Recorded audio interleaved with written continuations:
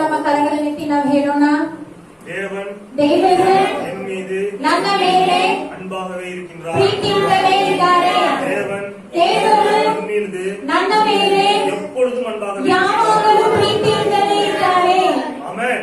Amen. ஹalleluya. Hallelujah. ஒரு பாடலை பாடி கர்த்தருடைய நாமத்தை நாம் மகிமைப்படுத்துவோம். ಒಂದು ಹಾಡನ್ನು ಹಾಡಿ ಕರ್ತನ ನಾಮವನ್ನು ಮಹಿಮೆಪಡಿಸೋಣ.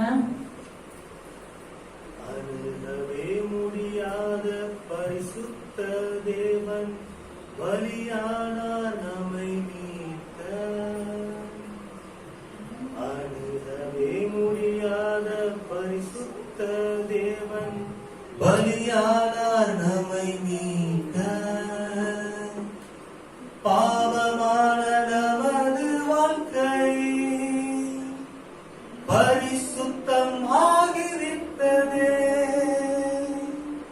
கல்வாரி மரணத்தினால் அவர் நம் தகப்பனானார். கல்வாரி மரணத்தினால் அவர் நம் தகப்பனானார். அவர் மரிக்க நாம் ஜெயிக்க நீதிமானானோம். அவர் மரிக்க நாம் ஜெயிக்க நீதிமானானோம். அவர் மரிக்க நாம் ஜெயிக்க நீதிமானானோம். அவர் மரிக்க நாம் ஜெயிக்க நீதிமானானோம். கல்வாரி மரணத்தினால் அவர் நம் தகப்பனானார். கல்வாரி மரணத்தினால் அவர் நம் தகப்பனானார். பரிசுத்த நீர் பரிசுத்த, பரிசுத்த நீர் பரிசுத்த, நீரே நீர் மாத்திரமே, நீரே நீர் மாத்திரமே, நீரே நீர் மாத்திரமே, நீரே நீர் மாத்திரமே. ஹல்லேலூயா. ಹಲ್ಲೆಲೂಯಾ.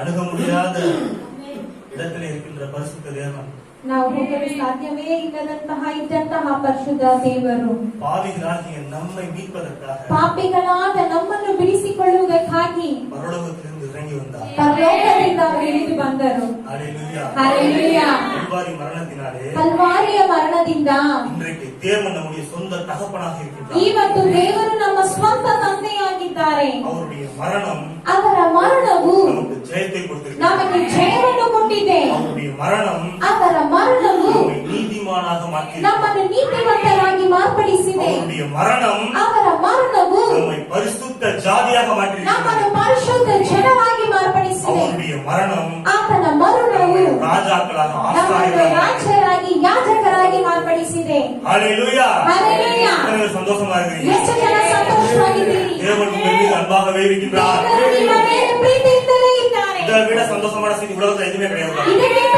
ಸಂತೋಷ ಈ ಲೋಕದಲ್ಲಿ ಏನಿಲ್ಲ ನೋಡಿ. ஹல்லேலூயா. ಹಲ್ಲೆಲೂಯಾ. இது துக்கப்படுகிற நாள் அல்ல. ಇದು ದುಃಖಪಡುವಂತ ದಿನ ಅಲ್ಲ ಪ್ರಿಯರೇ. உங்களுடைய துக்கங்களை அவர் கல்வாரி சிலுவையில் சுமந்து தீர்த்த நாள். ನಿಮ್ಮ ದುಃಖಗಳೆಲ್ಲವನ್ನು ಕಲ್ವಾರಿ ಶಿಲುಬೆಯಲ್ಲಿ ಹೊತ್ತು ತೀರಿಸಿದಂತಹ ದಿನವಿದು. இது கவலைப்படுகின்ற நாள் அல்ல. ಇದು ಚಿಂತೆ ಪಡುವಂತ ದಿನವಲ್ಲ. உங்கள் கவலைகளையும் பாரங்களையும் அவர் கல்வாரி சிலுவையில் சுமந்து தீர்த்த நாள். ನಿಮ್ಮ ಚಿಂತೆಗಳನ್ನು ಭಾರಗಳನ್ನು ಕಲ್ವಾರಿ ಶಿಲುಬೆಯಲ್ಲಿ ಹೊತ್ತು ತೀರಿಸಿದಂತಹ ದಿನವಾಗಿದೆ. ஹல்லேலூயா. ಹಲ್ಲೆಲೂಯಾ. வியாதிகளை உங்கள் பலவீனங்களை ನಿಮ್ಮ ರೋಗಗಳನ್ನು, ನಿಮ್ಮ ಬಲಹೀನತೆಗಳನ್ನು, பாவங்களை, ನಿಮ್ಮ ಪಾಪಗಳನ್ನು, தத்திரங்களை, ನಿಮ್ಮ ಬಡತನಗಳನ್ನು, எல்லா இருளை காரியங்களையும் ಎಲ್ಲಾ ಕಾರ್ಯಗಳನ್ನು உங்களது சார்பாக ನಿಮ್ಮ ದೆಸೆಯಿಂದ உங்களுக்காக ನಿಮಗಾಗಿ அவர் ஏற்றுக்கொண்டு ಅವರು ಅದನ್ನು ಅಂಗೀಕರಿಸಿ சுமந்து தீர்த்து முடிவு கட்டி இருக்கின்றார். ಅದನ್ನು ಹೊತ್ತಿ ತೀರಿಸಿ ಅದನ್ನು ಮುಗಿಸಿದ್ದಾರೆ. ஆமென். ಆಮೆನ್. ஹல்லேலூயா. ಹಲ್ಲೆಲೂಯಾ. தேவன் ಮತ್ತೆ ನಾವೆಲ್ಲರೂ ಹೇಳೋಣ, ದೇವರು என் மீது ನನ್ನ ಮೇಲೆ அன்பாகவே இருக்கின்றார். ಪ್ರೀತಿಯಿಂದಲೇ ಇದ್ದಾರೆ. அன்பாகவே என்றும் இருக்கின்றார். ಪ್ರೀತಿಯಿಂದಲೇ ಯಾವಾಗಲೂ ಇದ್ದಾನೆ.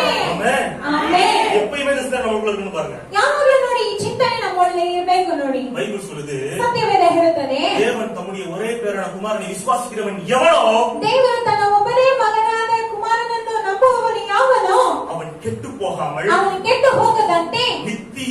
ಜೀವನ ಅಡೆಯುಂಬಡಿಗೆ ನಿತ್ಯ ಜೀವವನ್ನು ಹೊಂದುವಂತೆ ಅವರೇ ತಂದಿರಲಿ ಅವರನ್ನು ನಮಗಾಗಿ ಕೊಟ್ಟು ಇவ்வளவாய் உலகத்தில் அன்பு கூர்ந்தார். ಎಷ್ಟೋ ಈ ಲೋಕದ ಮೇಲೆ ಪ್ರೀತಿಯನ್ನು ಇಟ್ಟಿದ್ದಾರೆ. எங்கே ತಂದಿರಲಿ?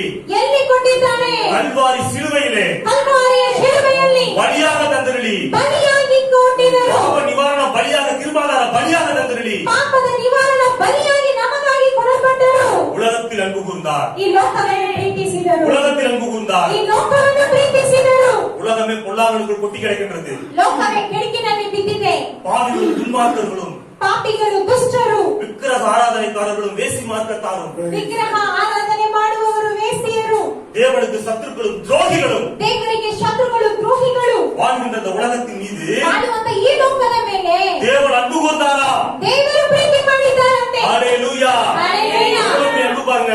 ಎಷ್ಟು ದೊಡ್ಡ ಪ್ರೀತಿ ನೋಡಿ ಪ್ರಿಯರೇ. நாம் பாவிகளாக இருக்கும் பொழுது ನಾವು ಪಾಪಿಗಳಾಗಿದ್ದಾಗಲೇ தேவன் நம் மீது அன்பு கூர்ந்தார். ದೇವರು ನಮ್ಮ ಮೇಲೆ ಪ್ರೀತಿಯನ್ನು நீங்க ಇಟ್ಟಿದ್ದಾರೆ. யாரா இருக்கிறீங்க? ನೀವು ಇವತ್ತು ಯಾರಾಗಿದ್ದೀರಿ? தேவனுடைய பிள்ளைகளாக இருக்கிறீங்க. ದೇವರ ಮಕ್ಕಳಾಗಿದ್ದೀರಿ. உங்கள் மீது அளவற்ற அன்பு கொண்டிருக்கின்றார். ನಿಮ್ಮ ಮೇಲೆ ದೇವರ ಅತಿರಷ್ಟವಾದ ಪ್ರೀತಿಯನ್ನು நாம் ಇಟ್ಟಿದ್ದಾರೆ. பலவீனர்களாக இருக்கும் பொழுது ನಾವು ಬಲಹೀನತೆ ಇದ್ದಿರುವಾಗ, நாம் அக்கிரமக்காரர்களாக இருக்கும் ನಾವು பொழுது ಅಕ್ರಮದಲ್ಲಿ ಇರುವಾಗ, நாம் பாவிகளாக இருக்கும் ನಾವು பொழுது ಪಾಪಿಗಳಾಗಿದ್ದಾಗ, தேவனுக்கு பிரியமில்லாத வாழ்க்கை வாழ்ந்து வந்த பொழுது ನಾವು ದೇವರಿಗೆ ಇಷ್ಟವಿಲ್ಲದ ಜೀವನವನ್ನು ಮಾಡುತ್ತಿದ್ದಾಗ, தேவனுக்கு சத்துருக்களாக இருந்த பொழுது ದೇವರಿಗೆ ಶತ್ರುಗಳಾಗಿದ್ದಾಗ, தேவன் தன்னுடைய அன்பை விளங்க பண்ணினார். ದೇವರು ತನ್ನ ಪ್ರೀತಿಯನ್ನು ಪ್ರಕಟಿಸಿದರು. நமக்காக ನಮಗಾಗಿ அவருடைய சொந்த குமாரனையே ತನ್ನ ಸ್ವಂತ ಕುಮಾರನನ್ನೇ கொடுத்தவர். ಕೊಟ್ಟವರು. அதோடு கூட ಅದರೊಂದಿಗೆ ஆசீர்வாதங்களை அருளாதிருப்பது எப்படி? ಆಶೀರ್ವಾದಗಳ ಎಲ್ಲವನ್ನು ಕೊಡದೇ ಇರುವುದು ಹೇಗೆ? ஹalleluya. ಹಲ್ಲೆಲೂಯಾ. எல்லா ஆசீர்வாதங்களும் நமக்கு கொடுத்திருக்கிறார். ಎಲ್ಲ ಆಶೀರ್ವಾದಗಳನ್ನು ನಮಗೆ ಕೊಟ್ಟಿದ್ದಾರೆ. எல்லா ஆசீர்வாதங்களும் கல்வாரி சிலுவை மூலமாக நமக்கு கிடைக்கப்பட்டிருக்கின்றது. ಎಲ್ಲ ಆಶೀರ್ವಾದಗಳು ಕಲ್ವಾರಿಯ ಶಿಲುಬೆಯ ಮೂಲಕವಾಗಿ ನಮಗೆ ದೊರಕಲ್ಪಟ್ಟಿದೆ. ஆமென். ಆಮೆನ್. ஹalleluya. ஹalleluya. ஒரு பாவிக்காக ಒಂದು ಪಾಪಿಗಾಗಿ யாராச்சும் மரிப்பாங்களா? ಯಾರಾದ್ರೂ ಸಾಯ್ತಾರಾ? ஒரு நீதிமானுக்காக ಒಂದು ನೀತಿವಂತನಿಗಾಗಿ மரிப்பதே அரிது அப்படின்னு பைபிள் சொல்லுது பாருங்க. ಸಾಯುವುದೇ ಅದು ಕಷ್ಟ ಅಂತ ಹೇಳಲ್ಪಟ್ಟಿದೆ ஒரு ನೋಡಿ. நல்லவனுக்காக யாராவது ஒரு ஆள் மரிக்கலாம். ಒಳ್ಳೆಯವರಿಗಾಗಿ ಯಾರಾದ್ರೂ ಒಬ್ರು ಸಾಯಬಹುದು. ஆனா நாம் பாவிகளாக இருக்கும் பொழுது ಆದರೆ ನಾವು ಪಾಪಿಗಳಾಗಿರುವಾಗಲೇ தேவன் தம்முடைய சொந்த குமாரனை நேசகுமாரனை நமக்காக பலியாக கொடுத்தார். ದೇವರು ತನ್ನ ಪ್ರಿಯ ಪುತ್ರನನ್ನು ಒಬ್ಬನೇ ಮಗನನ್ನು ನಮಗಾಗಿ ಬಲಿಯಾಗಿ ಕೊಟ್ಟರು. எவ்வளவு பெரிய அன்பு பாருங்க. ಎಷ್ಟು ದೊಡ್ಡ ಪ್ರೀತಿ ನೋಡಿ இந்த ಪ್ರಿಯರೇ. அன்புக்கு ஈடு இணை எதுவுமே இந்த உலகத்துல கிடையாது. ಈ ಪ್ರೀತಿಗೆ ಕೊನೆಯು ಸರಿ ಸಾಟಿ ಯಾವುದೇ ಈ ಲೋಕದಲ್ಲಿ ಇಲ್ಲ. நம்ம நீங்க ஒரு நீதிமானுக்காக ஏதாச்சும் ஒண்ணு செய்ய முடியுமா உங்களால? ನೀತಿವಂತರಿಗಾಗಿ ನೀವೇನಾದ್ರೂ ಒಂದು ಮಾಡಬಹುದಾ? இவர் ரொம்ப நல்ல நீதிமான், ಇವರು ತುಂಬಾ ಒಳ್ಳೆಯವರು, ನೀತಿವಂತರು, கொஞ்சம் உடம்புல விளைவிடமா இருக்குது, ಆದ್ರೆ ಇವರಿಗೆ ಮೈ ಹುಷಾರಿಲ್ಲ, கிட்னி ஃபெயிலியர் ஆயிடுச்சு, ಕಿಡ್ನಿ ಫೇಲಿಯರ್ ಆಗಿದೆ, இவருக்கு கிட்னி கொடுங்க அப்படின்னா நீங்க கொடுப்பீங்களா? ಇವರಿಗೆ ಕಿಡ್ನಿ ಕೊಡೋಣ ಅಂತ ಹೇಳಿದ್ರೆ ಕೊಡ್ತೀರಾ? சட்னி கூட அரசு கொடுக்க மாட்டீங்க. ಚಟ್ನಿ ಕೂಡ ರುಬ್ಕೊಳ್ಳೋದಿಲ್ಲ. ஏன் ಏಕೆ? கொடுக்க முடியாது பாருங்க. ಕೊಡಕ್ ಸಾಧ್ಯ ಇಲ್ಲ ನೋಡಿ. ரொம்ப நல்லவரா இருக்கிறாரு, ಅವ್ರು ತುಂಬಾ ಒಳ್ಳೆಯವರಾಗಿದ್ದಾರೆ, இவருக்காக ஐ டொனேட் பண்ணுங்க, ஒரு கண் சரியா தெரிய மாட்டேங்குது, ಅವ್ರಿಗೆ ಕಣ್ಣು ಸರಿಯಾಗಿ ಕಾಣಿಸ್ತಿಲ್ಲ, நீங்க கொடுப்பீங்களா? ಕೊಡ್ತೀರಾ? கொடுக்க மாட்டீங்க பாருங்க. ಕೊಡೋದಿಲ್ಲ ನೋಡಿ. ஏன் ಏಕೆ? முடியாது பாருங்க. ಸಾಧ್ಯ ಇಲ್ಲ ஆனா ನೋಡಿ. நாம் விளைவிடர்களாக இருக்கும் பொழுது, ಆದರೆ ನಾವು ಬಲಹೀನರಿಂದ நாம் ಇದ್ದಾಗ, பாவிகளாக இருக்கும் பொழுது, ನಾವು ಪಾಪಿಗಳಾಗಿದ್ದಾಗ, நாம் அக்கிரமர்களாக இருக்கும் பொழுது ನಾವು ಅಕ್ರಮದಲ್ಲಿದ್ದಾಗ தேவன் தன்னுடைய சொந்த குமாரனை நமக்காக கொடுத்தார். ದೇವರು ತನ್ನ ಸ್ವಂತ ಮಗನನ್ನೇ ನಮಗಾಗಿ ಕೊಟ್ಟರು. இதுதான் பாருங்க தேவ அன்பு. ಇದೇ ನೋಡಿ ದೇವರ ಪ್ರೀತಿ. இந்த தேவ அன்பிற்கு இணையாக ಈ ದೇವರ ಪ್ರೀತಿಗೆ ಸರಿಯಾಗಿ இந்த உலகத்துல எதுவுமே கிடையாது. ಈ ಲೋಕದಲ್ಲಿ ಬೇರೆ ಯಾವುದೂ ಇಲ್ಲ. ஆமென். ஆமென். ஹalleluya. ஹalleluya. கவலைப்படாதீங்க. ಅದರಿಂದ ಚಿಂತೆ ಪಡಬೇಡಿ. இருக்கிற சூழ்நிலைகளை பார்த்து ಇರುವಂತ ಸ್ಥಿತಿಗತಿಗಳನ್ನು ನೋಡಿ தேவனின் மீது அன்பாக இருக்கிறாரா? ದೇವರು ನನ್ನ ಮೇಲೆ ಪ್ರೀತಿ ಇಟ್ಟಿದ್ದಾರಾ? அந்த சூழ்நிலையை பார்த்தா அப்படி தெரியலையே. ಸ್ಥಿತಿಗಳನ್ನು ನೋಡಿದ್ರೆ ಆ ರೀತಿಯ ಗೊತ್ತಾಗ್ತಿಲ್ವಲ್ಲ? சரீரத்துல பலவீனமா இருக்குது, ಶರೀರದಲ್ಲಿ ಬಲಹೀನತೆ ಇದೆಯಲ್ಲ, பண கஷ்டமா இருக்குது, ಹಣದ ಸಮಸ್ಯೆ ಆಗಿದೆಯಲ್ಲ, போராட்டமா இருக்குது, ಹೋರಾಟವಾಗಿದೆಯಲ್ಲ, தேவனின் மீது அன்பா இல்லையோ ದೇವರು ನನ್ನ ಮೇಲೆ ಪ್ರೀತಿ ಇಟ್ಟಿಲ್ವಾ என்று நீங்கள் முடிவு செய்து விடாதீர்கள். ಅಂತ ಹೇಳಿ ನೀವು ಆ ರೀತಿಯಾಗಿ ತೀರ್ಮಾನಿಸಬೇಡಿ. தேவன் உங்கள் மீது அன்பாக இருக்கிறாரா என்பதற்கு அடையாளம் கல்வாரி சிலுவையை நோக்கி பாருங்கள்.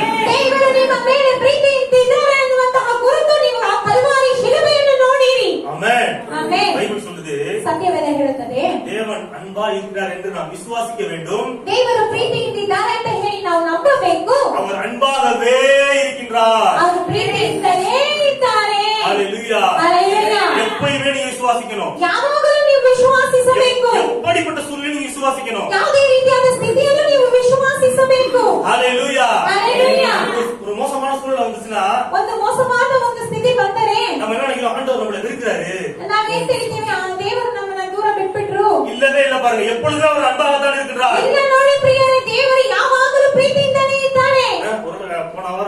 வாரத்துக்கு முன்னாடி என் பையனுக்கு உடம்பு சரியில்லை பாருங்க.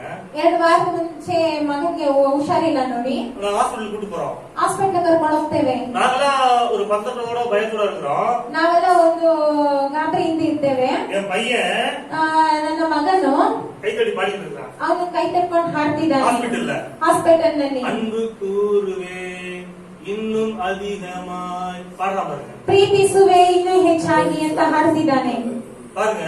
ನೋಡಿ, எப்படிப்பட்ட சூழ்நிலைகளையும் ಯಾವುದೇ ರೀತಿಯಾದ ಸ್ಥಿತಿಗತಿಗಳಲ್ಲಿಯೂ அந்த தேவனை போற்றுகின்ற போடுகின்ற அன்பு கொண்டுகின்ற அந்த குழந்தை சுபாவம் நம்மளுக்கு இருக்கணும் பாருங்க. ದೇವರನ್ನು ಹೊಗಳುವಂತ ಆ ಮಗುವಿನ ಒಂದು ಸ್ವಭಾವ ನಮ್ಮಲ್ಲಿ ಇರಬೇಕು ನೋಡಿ. உங்களுடைய பிரச்சனைக்கு காரணம் தேவன் அல்ல. ನಿಮ್ಮ ಸಮಸ್ಯೆಗೆ ಕಾರಣರು ದೇವರಲ್ಲ. உங்களுடைய பிரச்சனைக்கு காரணம் பிசாசு. ನಿಮ್ಮ ಸಮಸ್ಯೆಗೆ ಕಾರಣವು ಸೈತಾನನು. ஹalleluya. ஹalleluya. தேவன் நம்மை எப்பொழுதுமே நேசிக்கின்றவராக இருக்கிறார். ದೇವರು ನಮ್ಮನ್ನು ಯಾವಾಗಲೂ ಪ್ರೀತಿಸುವವರಾಗಿ ಇದ್ದಾನೆ. இந்த உணர்வு பூரண நிச்சயத்தோடு நமக்குள்ள எழும்பி வர வேண்டும். ಈ ಒಂದು ಮನಸ್ಸು ನಮ್ಮಲ್ಲಿ ಯಾವಾಗಲೂ ಇರಬೇಕು. இதுதான் நமக்கு தைரியத்தை கொடுக்கும் பாருங்க. இதுவே ನಮಗೆ ಧೈರ್ಯವನ್ನು ಕೊಡುತ್ತದೆ. இதுதான் நம்மளோட விசுவாசத்தை அதிகப்படுத்தும். இதுவே ನಮ್ಮ ವಿಶ್ವಾಸವನ್ನು ಅಧಿಕರಿಸುತ್ತದೆ. ஹalleluya. ஹalleluya. தேவன் நம்மை நேசிக்கிறார் அப்படின்ற உணர்வு நமக்குள்ள இருந்தாலே, ದೇವರು ನಮ್ಮನ್ನು ಪ್ರೀತಿಸುತ್ತಾರೆ ಅನ್ನುವಂತ ಒಂದು ತಿಳುವಳಿಕೆ ನಿಮ್ಮಲ್ಲಿ ಇರುವುದಾದರೆ, தேவனுக்கு விரோதமா நம்மளால பாவம் பண்ண முடியாது பாருங்க. ದೇವರಿಗೆ ವಿರೋಧವಾಗಿ ನಾವು ಪಾಪ ಮಾಡಕ್ ಸಾಧ್ಯನೇ ಇಲ್ಲ ನೋಡಿ. என் மனைவி வந்து ரொம்ப நேசிக்கிறா அப்படின்னா, ಹೆಂಡತಿ ಬಂದು ಗಂಡನನ್ನು ತುಂಬಾ ಪ್ರೀತಿಸುತ್ತಾರಂದ್ರೆ, என் மனைவிக்கு விரோதமாக எந்த செய்கை நான் செய்ய முடியாது. ಆ ಹೆಂಡತಿಗೆ ವಿರೋಧವಾಗಿ ಯಾವುದೇ ರೀತಿಯಾಗಿ ಮಾಡಕ್ ಸಾಧ್ಯನೇ ಇಲ್ಲ. ஏன்னா என் மனைவி என்னை ரொம்ப நேசிக்கிறா. ಯಾಕಂದ್ರೆ ಹೆಂಡತಿ ತುಂಬಾ ಪ್ರೀತಿಸುತ್ತಾಳೆ. அந்த அன்பு ಆ ಪ್ರೀತಿ மீறுதலை என்ன பண்ணுது? ತಪ್ಪುಗಳನ್ನು ಏನ್ ಮಾಡುತ್ತದೆ? தடுக்கின்றது. ದೂರ ಮಾಡುತ್ತದೆ. ஹalleluya. ஹalleluya. தேவனுடைய அன்பு நீங்க நிறைந்திருக்கும் பொழுது, ದೇವರ ಪ್ರೀತಿಯಿಂದ ನೀವು ತುಂಬಿರುವಾಗ தேவனுக்கு பிரியமான வாழ்க்கை வாழ ஆரம்பிப்பீர்கள். ದೇವರಿಗೆ ಪ್ರಿಯವಾದ ಜೀವನವನ್ನು ಬಾಳಲು ಆರಂಭಿಸುತ್ತೀರಿ. ஆமென். ஆமென். கல்வாரி சிலுவை மூலமாக ಹಲ್ವಾರಿಗೆ ಶಿಲುಬೆಯ ಮೂಲಕವಾಗಿ தேவன் தம்முடைய அன்பை விளங்க பண்ணி இருக்கின்றார். ದೇವರು ತಮ್ಮ ಪ್ರೀತಿಯನ್ನು ಪ್ರಕಟಪಡಿಸಿದ್ದಾರೆ. ஹalleluya. ஹalleluya. இன்றைய நாளில் கூட ಈ ದಿನದಲ್ಲಿಯೂ ಕೂಡ பழைய ஏற்பாட்டு வேத வசனங்கள் ಹಳೆಯ ಒಡಂಬಡಿಕೆಯ ವೇದ ವಾಕ್ಯಗಳು கல்வாரி நிகழ்வுக்கு பிறகு ಕಲ್ವಾರಿಯದ ನಂತರವಾಗಿ எப்படி மாற்றம் அடைந்திருக்கிறது என்கிறதை குறித்து நான் பார்க்கிறேன். ಹೇಗೆ ಮಾರ್ಪಾಡು ಹೊಂದಿದೆ ಅಂತ ಹೇಳಿ ಇವತ್ತು ನಾವು ನೋಡುವಂತಿದ್ದೇವೆ. வாசிப்போம். ஆதியாகமம் ಆದಿಕಾಂಡ 4வது அதிகாரம் 7வது வசனம். 4ನೇ ಅಧ್ಯಾಯ 7ನೇ ವಾಕ್ಯ.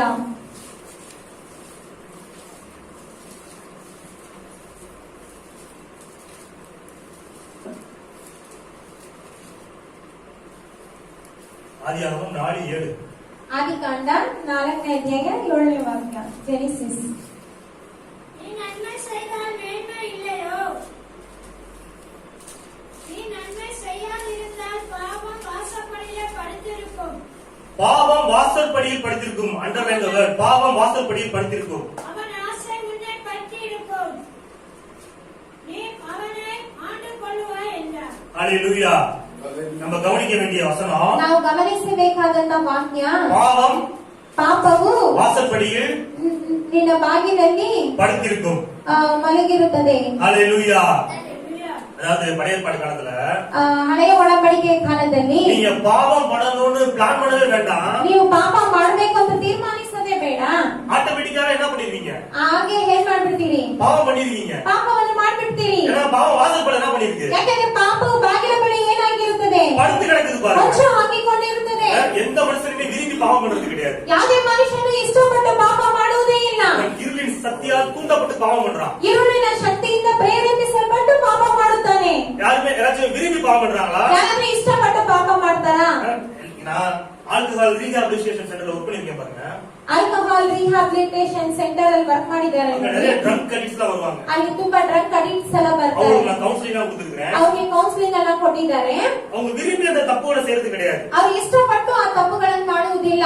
என்னால முடியல நான் செய்யறேன் அப்படின்னு. ಅವರಿಂದ ಆಗುವುದಿಲ್ಲ ಆದ್ರಿಂದ ಮಾಡ್ತಾರೆ ಅಂತ ಹೇಳ್ತಾರೆ. பாவத்தை செய்ய வைக்கக்கூடிய அந்த வல்லமை வாசற்படியிலே இருக்கின்றது. ಪಾಪವನ್ನು ಮಾಡಲು ಮಾಡುವಂತಹ ಆ ಒಂದು ಶಕ್ತಿ ಆ ಬಾಗಿಲ ಬಳಿಯಲ್ಲಿದೆ. வாசப்படினா உங்க வீட்டு வாசப்படி கிடையாது. ನಿಮ್ಮ ಮನೆ ಬಾಗಿಲಲ್ಲ, இருதயத்தின் வாசப்படி. ಹೃದಯದ ಬಾಗಿಲು.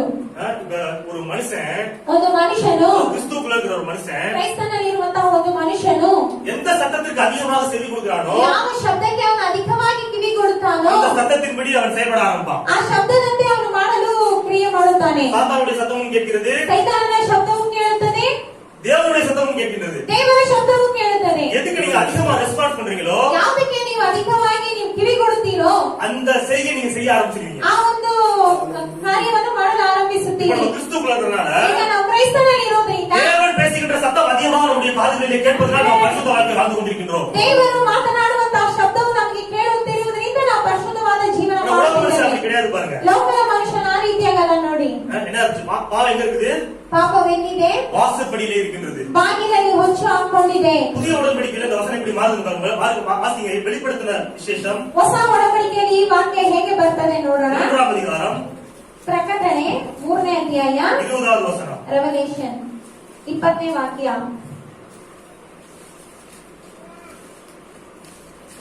வெளிப்படுத்தல் 3:20. 3ನೇ ಅಧ್ಯಾಯ 20ನೇ ವಾಕ್ಯ. வலது கரத்தில் நீ கண்ட 7 இல்ல, நட்சத்திர 3:20. ದೇವರ ಕಡೆಗೆ ತಿರುಗಿಕೋ. ಇಗೋ ಬಾಗಿಲಲ್ಲಿ ನಿಂತುಕೊಂಡು ತಟ್ಟುತ್ತಾ ಇದ್ದೇನೆ. ಯಾವನಾದರೂ ನನ್ನ ಶಬ್ದವನ್ನು ಕೇಳಿ ಬಾಗಿಲನ್ನು ತೆರೆದರೆ ನಾನು ಒಳಗೆ ಬಂದು ಅವನ ಸಂಗಡ ಊಟ ಮಾಡುವೆನು. ஹalleluya. இதோ வாசப்படி நின்று தட்டுகிறேன். வாசற்படியிலே நின்று தட்டுகிறேன். ஹalleluya. ஹalleluya. ஒருவன் என் சத்தத்தை கேட்டு கதவை திறந்தால் அவனிடத்தில் நான் பிரவேசிப்பேன், அவனோடு போஜனம் பண்ணுவேன், அவனும் என்னோடு போஜனம் செய்வான். ஃபெலோஷிப் சொல்றாரு, இயேசு சொல்றாரு. ನೋಡಿ, ಐಕ್ಯತೆಯನ್ನು ಕುರಿತಾಗಿ ಯೇಸು ಹೇಳುತ್ತಾರೆ ನೋಡಿ. பழைய ஏற்பாட்டுல ಹಳೆಯ ಒಡಂಬಡಿಕೆಯಲ್ಲಿ வாசற்படியில ಬಾಗಿಲಲ್ಲಿ பாவம் படுத்திருந்தது. ಪಾಪ ಹೊಚ್ಚು ஒரு மனிதன் ಹಾಕಿಕೊಂಡಿತ್ತು. பாவம் செய்ய வைக்கக்கூடிய வல்லமை படுத்திருந்தது. ಒಂದು ಮನುಷ್ಯನು ಪಾಪ ಮಾಡುವಂತ ಒಂದು ಶಕ್ತಿ ಇತ್ತು. புதிய ஏற்பாட்டுல ಹೊಸ ಒಡಂಬಡಿಕೆಯಲ್ಲಿ வாசற்படியில ಬಾಗಿಲ ಬಳಿಯಲ್ಲಿ பாவத்திற்கான பரிகாரமாகிய இயேசு கிறிஸ்து நின்று கொண்டிருக்கின்றார். ಪಾಪಕ್ಕೆ ಪರಿಹಾರವಾದ ಯೇಸು ಕ್ರಿಸ್ತನು ನಿಂತಿದ್ದಾರೆ. ஆமென். ஆமென். பாவத்தின் சம்பளம் ಪಾಪದ ಸಂಬಳ மரணம். ಮರಣವು. மரணத்தின் சக்தியில் என்னது? ಆ ಮರಣದ ಶಕ್ತಿಗಳೇನು? பாவம், சாபம், வியாதி, தத்திரம், ಪಾಪ, ಶಾಪ, ರೋಗ, ಬಡತನ, எல்லா விதமான இருளின் ಈ காரியங்களும் ರೀತಿಯಾದ ಎಲ್ಲ ಇರುಳಿನ ಕಾರ್ಯಗಳು மரணத்தின் சக்தியில் பாருங்க. ಮರಣದ ಶಕ್ತಿಗಳು ನೋಡಿ. இதெல்லாம் இருக்குது வெளியில. ಇವುಗಳೆಲ್ಲ ಇದೆ ಹೊರಗಡೆ. பழைய ஏற்பாட்டு காலத்துல ಆ ಹಳೆಯ ಒಡಂಬಡಿಕೆ ಕಾಲದಲ್ಲಿ ஆனா இயேசு சொல்றாரு, ಅದೇ ಯೇಸು ಹೇಳುತ್ತಾರೆ, இதோ ಇಗೋ கல்வாரி நிகழ்வுக்கு பிறகு ಕಲ್ವಾರಿಯ ನಂತರವಾಗಿ இருதய வாசற்படியில் நின்ற கதவை தட்டிக் கொண்டிருக்கின்றேன். ಇಗೋ ನಿನ್ನ ಹೃದಯದ ಬಾಗಿಲನ್ನು ನಾನು ನಿಂತು ತಟ್ಟುತ್ತಿದ್ದೇನೆ. சத்தத்தை கேட்டு நீ கதவை திறந்தால் நான் உள்ளே பிரவேசிப்பேன். ನನ್ನ ಶಬ್ದವನ್ನು ಕೇಳಿ ನೀನು ಬಾಗಿಲನ್ನು ತೆಗೆಯುವುದಾದರೆ ನಾನು ಒಳಗೆ ಪ್ರವೇಶಿಸುವೆನು. ஆமென். ಆಮೆನ್. அவர் உள்ள பிரவேசிச்சனாலதான் நீ சர்ச்சுக்குள்ள பிரவேசிச்சு உங்க சத்தியத்தை கேட்டுக்கிட்டு ಅವರು ಒಳಗೆ ನಿಮ್ಮ ಒಳಗೆ ಪ್ರವೇಶಿಸಿದ ಕಾರಣವಾಗಿ ಇವತ್ತು ನೀವು ಸಭೆ ಒಳಗೆ ಬಂದು ಸತ್ಯಾಂಶವನ್ನು ಕೇಳ್ತಿದ್ದೀರಿ. ஹalleluya. ஹalleluya. ஹalleluya. ಹಲ್ಲೆಲೂಯಾ. பழைய ஏற்பாட்டுல பாவம் இருந்துச்சு. ಹಳೆಯ ಒಡಂಬಡಿಕೆಯಲ್ಲಿ ಪಾಪವಿತ್ತು. வாசற்படியில ಬಾಗಿಲ ಬಳಿಯಲ್ಲಿ புதிய ஏற்பாட்டுல பாவத்துக்கான பரிகாரம் இருக்கிறது. ಹೊಸ ಒಡಂಬಡಿಕೆಯಲ್ಲಿ ಪಾಪಕ್ಕಾದಂತ ಪರಿಹಾರವಿದೆ. பழைய ஏற்பாட்டுல மரணத்தின் சக்தியில் மரணத்தின் அதிபதி வல்லமை இருந்தது. ಆ ಹಳೆಯ ಒಡಂಬಡಿಕೆಯಲ್ಲಿ ಮರಣದ ಅಧಿಪತಿಗಳ ಶಕ್ತಿ ಇತ್ತು. இன்னைக்கு ஜீவாதிபதியின் வல்லமை நமக்கு முன்பாக நின்றது. ಇವತ್ತು ಜೀವಾಧಿಪತಿಯ ಶಕ್ತಿ ನಮ್ಮ ಮುಂದೆ ಇದೆ. ஹalleluya. ஹalleluya. ஹalleluya. ಹಲ್ಲೆಲೂಯಾ. இந்த ஜீவனுக்குள் பாவ மன்னிப்பு இருக்கின்றது, விடுதலை இருக்கின்றது, ಈ ಜೀವದೊಳಗೆ ಪಾಪ ಕ್ಷಮಾಪಣೆ ಇದೆ, ಬಿಡುಗಡೆ ಇದೆ, சாந்தி இருக்கின்றது, சமாதானம் இருக்கின்றது, ಶಾಂತಿ ಇದೆ, ಸಮಾಧಾನವಿದೆ, ஆரோக்கியம் இருக்கின்றது, ஐஸ்வர்யம் இருக்கின்றது, நீடி ஆயுள் இருக்கின்றது. ಆರೋಗ್ಯವಿದೆ, ಐಶ್ವರ್ಯವಿದೆ, ದೀರ್ಘಾಯುಷ್ಯವಿದೆ. தேவனுடைய சகல ஆசீர்வாதங்களும் இயேசுவுக்குள்ளாக இருக்கின்றது. ದೇವರ ಸಕಲ ಆಶೀರ್ವಾದಗಳು ಯೇಸುವಿನೊಳಗಿದೆ. அந்த இயேசு உங்களுக்குள் இருக்கின்றார். ಆ ಯೇಸು ನಿಮ್ಮೊಳಗಿದ್ದಾರೆ. எத்தனை சந்தோஷமா இருக்கீங்க? ಎಷ್ಟು ಜನ ಸಂತೋಷವಾಗಿದ್ದೀರಿ? இயேசு எனக்குள் இருக்கின்றார். சொல்லுங்க. ಯೇಸು ನನ್ನೊಳಗಿದ್ದಾರೆ. ಹೇಳಿರಿ. நித்திய ஜீவனாய் எனக்குள் இருக்கின்றார். ನಿತ್ಯ ಜೀವವಾಗಿ ನನ್ನೊಳಗಿದ್ದಾರೆ. ஹalleluya. ஹalleluya. அவரே மெய்யான தேவனும் ಅವರೇ ನಿಜವಾದ ದೇವರು, அவரே நித்திய ஜீவனுமாய் இருக்கின்றார். ಅವರೇ ನಿತ್ಯ ಜೀವವೂ ಆಗಿದ್ದಾರೆ. அந்த நித்திய ஜீவன் உங்களுக்குள்ளே ಆ இருக்கின்றது. ನಿತ್ಯ ಜೀವವು ನಿಮ್ಮಲ್ಲಿದೆ. ஹalleluya. ஹalleluya. ஹalleluya. ஹalleluya.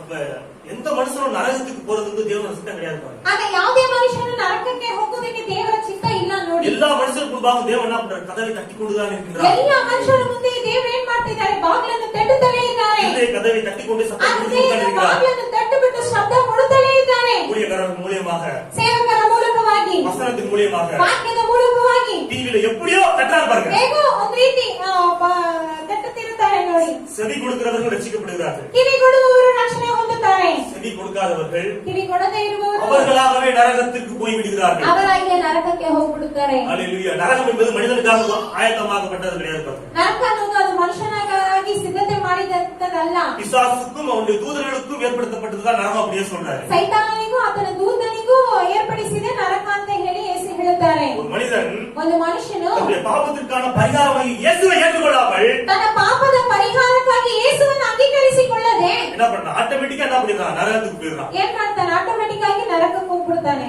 அப்ப பாவம் ஒரு பிரச்சனை கிடையாது. ಆಗ ಪಾಪ ಒಂದು ಸಮಸ್ಯೆವಲ್ಲ. பாவத்திற்கான பரிகாரம் என்ன பண்ணிட்டாரு? ಪಾಪಕ್ಕಾದ ಪರಿಹಾರ ಏನಾಯ್ತು? இயேசு ஏற்படுத்தி வச்சிட்டாரு. ಯೇಸು ಏರ್ಪಡಿಸಿದ್ದಾನೆ. இப்ப இந்த பரிகாரத்தை ஏற்றுக்கொண்டால்தான் ಈಗ ಈ ಪರಿಹಾರವನ್ನು ಅಂಗೀಕರಿಸಿಕೊಂಡರೆ ஒரு மனிதன் ரட்சிக்கப்பட முடியும். ಒಂದು ಮನುಷ್ಯನ ರಕ್ಷಣೆ இந்த ಹೊಂದಬಹುದು. உலகத்துல பாவம் ஒரு பிரச்சனையே கிடையாது. ಈ ಲೋಕದಲ್ಲಿ ಪಾಪ ಒಂದು ಸಮಸ್ಯೆ பாவத்தின் ಇಲ್ಲ. சம்பளம் மரணம். அந்த மரணத்தை இயேசு கல்வாரி சிலுவையில வாங்கிட்டாரு.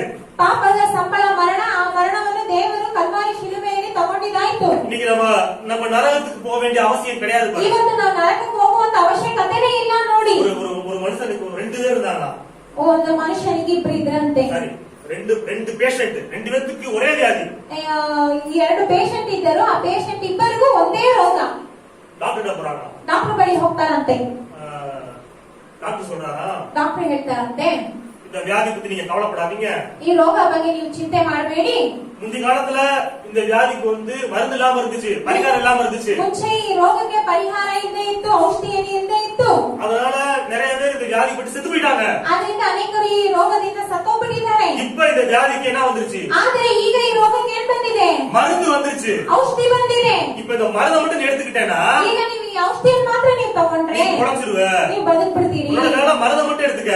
ನೀವು ಈ ಔಷಧಿಯನ್ನು ಮಾತ್ರ ತಗೊಳ್ಳಿ. வியாதியை பத்தி கவலைப்படாத. ರೋಗ ಬಗ್ಗೆ ನೀವು ಚಿಂತೆ ಮಾಡಬೇಡಿ. ரெண்டுத்துக்குமே மருந்து கொடுத்தாரா? ಇಬ್ಬರಿಗೂ ಔಷಧಿಯನ್ನು ಕೊಟ್ರಂತೆ. ஒருத்தவன் ಒಬ್ಬ ಏನ್ ಮಾಡ್ದ? டாக்டர் சொல்றது அப்படியே நம்பினான். ಡಾಕ್ಟರ್ ಹೇಳಿದನು ಹಾಗೇ ನಂಬಿದನು. பழைய இதெல்லாம் பார்க்கவே இல்ல. ಹಳೆ ಇದನ್ನೆಲ್ಲ ನೋಡ್ಲೇ ಇಲ್ಲ. இந்த வியாதி வந்த பெத்தவங்க செத்தாங்க, இப்படி போனாங்க, அதெல்லாம் கவனிக்கவே இல்ல. ಈ ರೋಗ ಬಂದಿಷ್ಟು ಜನ ಸತ್ರು ಅದನ್ನೆಲ್ಲ ಅವ್ನು ಗಮನಿಸಲೇ ಇಲ್ಲ. சிந்திக்கவே இல்ல. ಅದನ್ನ ಚಿಂತನೆ ಮಾಡಲೇ ಇಲ್ಲ. டாக்டர் சொல்றத மட்டும் கவனிச்சிட்டு இந்த மருந்து மாத்திரம் ಡಾಕ್ಟರ್ ಹೇಳಿದನ್ನು ಮಾತ್ರ ಗಮನಿಸಿ ಔಷಧಿಯನ್ನು ತಗೊಂತಿದ್ನು. மருந்து சாப்பிட்டே இருக்கிறான். ಔಷಧಿಯನ್ನು ತಗೊಳ್ತಲೇ ಇದ್ದನು. ಇನ್ನೊಬ್ಬನು அந்த மருந்தை விட்டுட்டு ಆ ಔಷಧಿಯನ್ನು ಬಿಟ್ಬಿಟ್ಟು பழைய காரியங்களை நோக்கி பாக்குறான். ಹಳೆಯ ಕಾರ್ಯಗಳನ್ನು ನೋಡುತ್ತಾನೆ. இத்தனை பேர் செத்துருக்காங்க, ಓ ಇಷ್ಟು ಜನ ಸತ್ತೋಗ್ಬಿಟ್ಟಿದ್ದಾರೆ, இத்தனை பேர் அடிச்சு போயிருக்காங்க, ಇಷ್ಟು ಜನ ಇದರಿಂದ ನಾಶವಾಗಿದ್ದಾರೆ, ನಾನು செத்துருவேன் ಅವನು ಸತ್ತೋಗ್ತಾನೆ என்று நினைத்து கொண்டே மருந்து சாப்பிடாம விட்டாங்க. ಅಂತ ಹೇಳಿ ಅವನು ಔಷಧಿಯನ್ನು ತಿನ್ನದೇ ಬಿಟ್ಬಿಟ್ಟಾನೆ. ரெண்டு பேத்துக்குமே ஒரே வியாதி தான் வந்துச்சு. ಇಬ್ಬರಿಗೂ ಒಂದೇ ರೋಗ ನೋಡಿ. அதுல ஒருத்தி செத்து போயிட்டான். ಅದ್ರಲ್ಲಿ ಒಬ್ಬ ತೀರ್ಕೊಂಡ. ಯಾರು? பழச நினைச்சு பார்த்துட்டு மருந்து சாப்பிடாம விட்டான், அவன் செத்து போயிட்டான். ಯಾರು? ಹಳೆದನ್ನು ನೆನೆಸಿ ನೋಡ್ಕೊಂಡು ಔಷಧಿಯನ್ನು ತಿನ್ನದೇ ಬಿಟ್ಟನಲ್ಲ, ಅವನು ತೀರ್ಕೊಂಡ. ஒருத்தன் புடச்சிட்டான். ಒಬ್ಬ ಬದುಕದ. ரெண்டு பேருமே வியாதிப்பட்டாங்க. ಇಬ್ರು ರೋಗಪಟ್ಟರು. ஒரு சித்தத்துக்கான காரணம் என்னது? ಒಬ್ಬರು ಸತ್ತದ ಕಾರಣವೇನು? வியாதியா மருந்து எடுத்துக்கொள்ளாம இருக்கிறது. ರೋಗಕ್ಕೆ ಔಷಧಿ ತಗೊಳ್ಳದೇ ಇರುವಂತಹ ಕಾರಣವ? மருந்தை எடுத்துக்கொள்ளவில்லை, ರೋಗಕ್ಕೆ ಒಂದು ಔಷಧಿಯನ್ನು ತಗೊಳ್ಳಲಿಲ್ಲ, அதனால மரிச்சு போயிட்டா. ಅದರಿಂದ ಅವನು ಸತ್ತೋದ. அதே போலதான் ಅದೇ ರೀತಿಯಾಗಿ பாவம் என்கிற அந்த வியாதிக்கான மருந்தை பரிகாரத்தை இயேசு கிறிஸ்து கல்வாரி சிலுவையிலே ஏற்கனவே ஏற்படுத்தி வைத்து விட்டார். ಪಾಪಕ್ಕಾದಂತಹ ಪರಿಹಾರವನ್ನು ದೇವರು ಕಲ್ವಾರಿ ಶಿಲುಬೆಯಲ್ಲಿ ಮುಂಚಿತವಾಗಿ ನಮಗೆ ಮಾಡಿ ಮುಗಿಸಿದ್ದಾನೆ. அந்த பாவத்தின் விளைவுகளான எல்லா விதமான இருளின் காரியங்களுக்கான ரெமடி இருக்கு பாருங்க அதுக்குள்ள. ಆ ಪಾಪಕ್ಕಾದಂತ ಎಲ್ಲ ಒಂದು இருளிನ ಕಾರ್ಯಕ್ಕಾದಂತಹ ಒಂದು ಕಾರ್ಯ ಇದೆ ನೋಡಿ. இப்ப அந்த பரிகாரத்தை ஏற்றுக்கொண்டால், ಆ ಪರಿಹಾರವನ್ನು ಅಂಗೀಕರಿಸಿಕೊಂಡರೆ பிழைத்தீர்கள். ನೀವು ಬದುಕುವಿರಿ. ஏற்றுக்கொள்ளவில்லை என்றால் ನೀವು ಅಂಗೀಕರಿಸಲಿಲ್ಲ ಅಂದ್ರೆ ஒண்ணுமே பண்ண முடியாது பாருங்க. ಏನು ಮಾಡಕ್ ಸಾಧ್ಯ ಇಲ್ಲ இதற்கு ನೋಡಿ. தேவன் பொறுப்பட. தேவன் நமக்காக செய்ய வேண்டிய காரியங்களை ஏற்கனவே செய்து முடித்து விட்டார். ಇದಕ್ಕೆ ದೇವರು ಜವಾಬ್ದಾರರಲ್ಲ, ಏಕೆಂದರೆ ದೇವರು ನಮಗಾಗಿ ಮಾಡಬೇಕಾದಂತಹ ಕಾರ್ಯಗಳನ್ನೆಲ್ಲ ಮುಂಚಿತವಾಗಿ ಮಾಡಿ ಮುಗಿಸಿದ್ದಾರೆ. பழைய ஏற்பாட்டுல என்ன இருந்துச்சு? வாசல்படியில பாவம் இருந்துச்சு. ಹಳೆಯ ಒಡಂಬಡಿಕೆಯಲ್ಲಿ ಏನಿತ್ತು? ಬಾಗಿಲ ಬಳಿ ಪಾಪವಿತ್ತು. புதிய ஏற்பாட்டுல பாவத்திற்கான பரிகாரம் இருக்குது. ಹೊಸ ಒಡಂಬಡಿಕೆಯಲ್ಲಿ ನಾವು ನೋಡುವುದಾದರೆ ಆ ಪಾಪಕ್ಕಾದಂತಹ ಪರಿಹಾರವಿದೆ. ಆಮೆನ್. ஹalleluya. ஹalleluya. வாசிக்கும் உபாகமம் ಧರ್ಮೋಪದೇಶ ಕಾಂಡ 26ஆம் அதிகாரம் 26ನೇ ಅಧ್ಯಾಯ 18-19 ಆಗಿ ವಚನ. 18-19ನೇ ವಾಕ್ಯ. ಡ್ಯೂಟ್ರಾನಮಿ.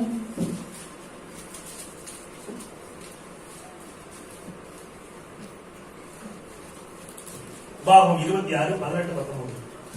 ಧರ್ಮ ಪ್ರದೇಶ ಕಾಂಡ 26ನೇ ಅಧ್ಯಾಯ 18-19. கர்த்தர் உனக்கு கொடுத்த வாக்கு கொடுத்த உனக்கு சொல்லியிருக்கிறபடி நீ என்னுடைய கட்டளைகள் எல்லாம் கைக்கொண்டால், கட்டளைகளை எல்லாம் கைக்கொண்டால் எனக்கு சொந்த ஜனமாய் இருப்பாய் என்றும், அண்டர்லைன் சொந்த ஜனமாய் இருப்பாய்.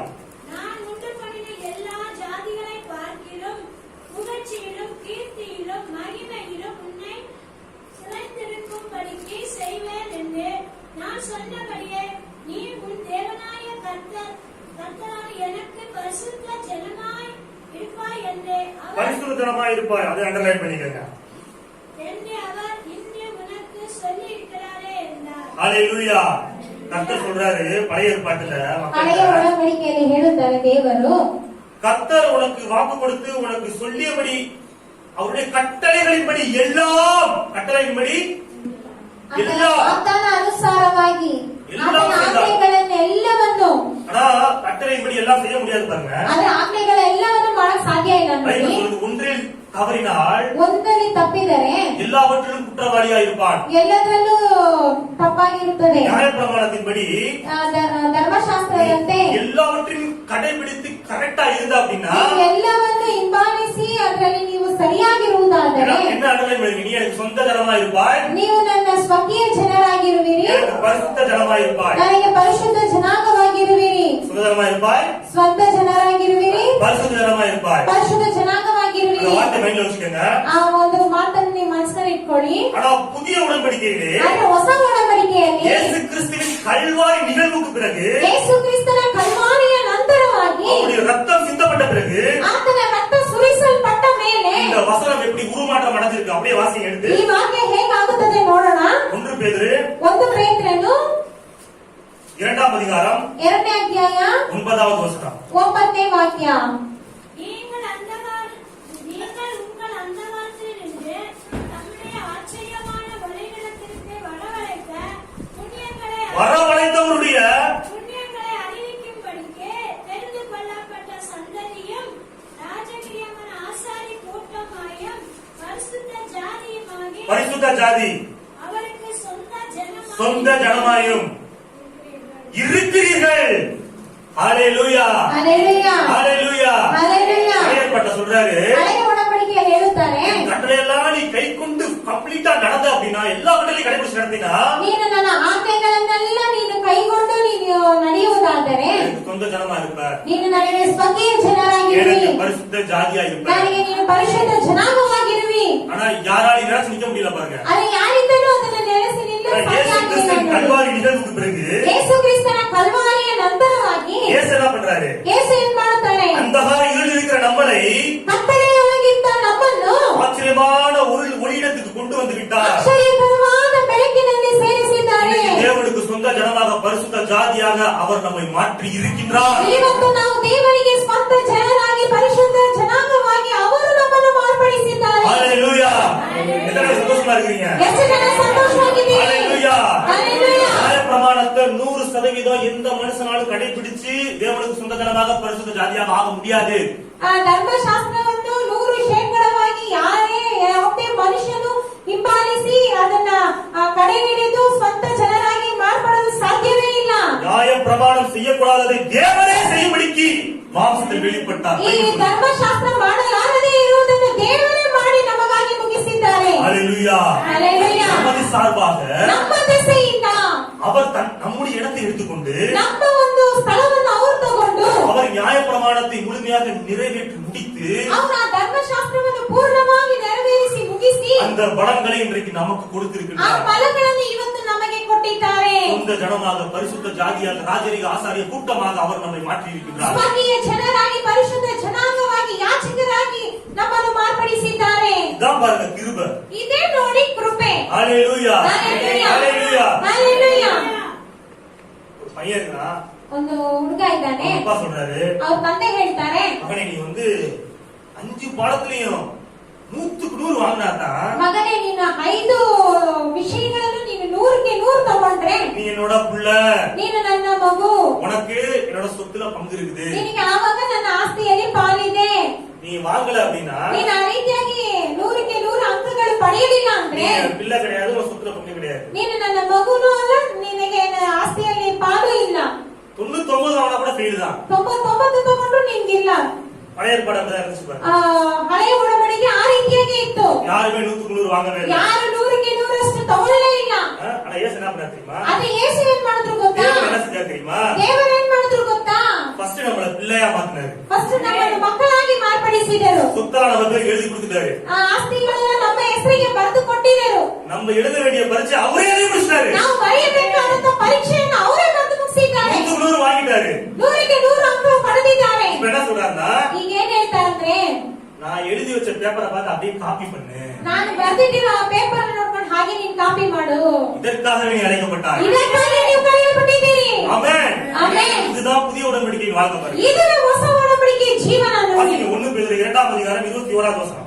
1 ಪೇತ್ರನ 2ನೇ ಅಧ್ಯಾಯ 21ನೇ ವಾಕ್ಯ. 1 பேதுரு 2ஆம் அதிகாரம் 21வது வசனம்.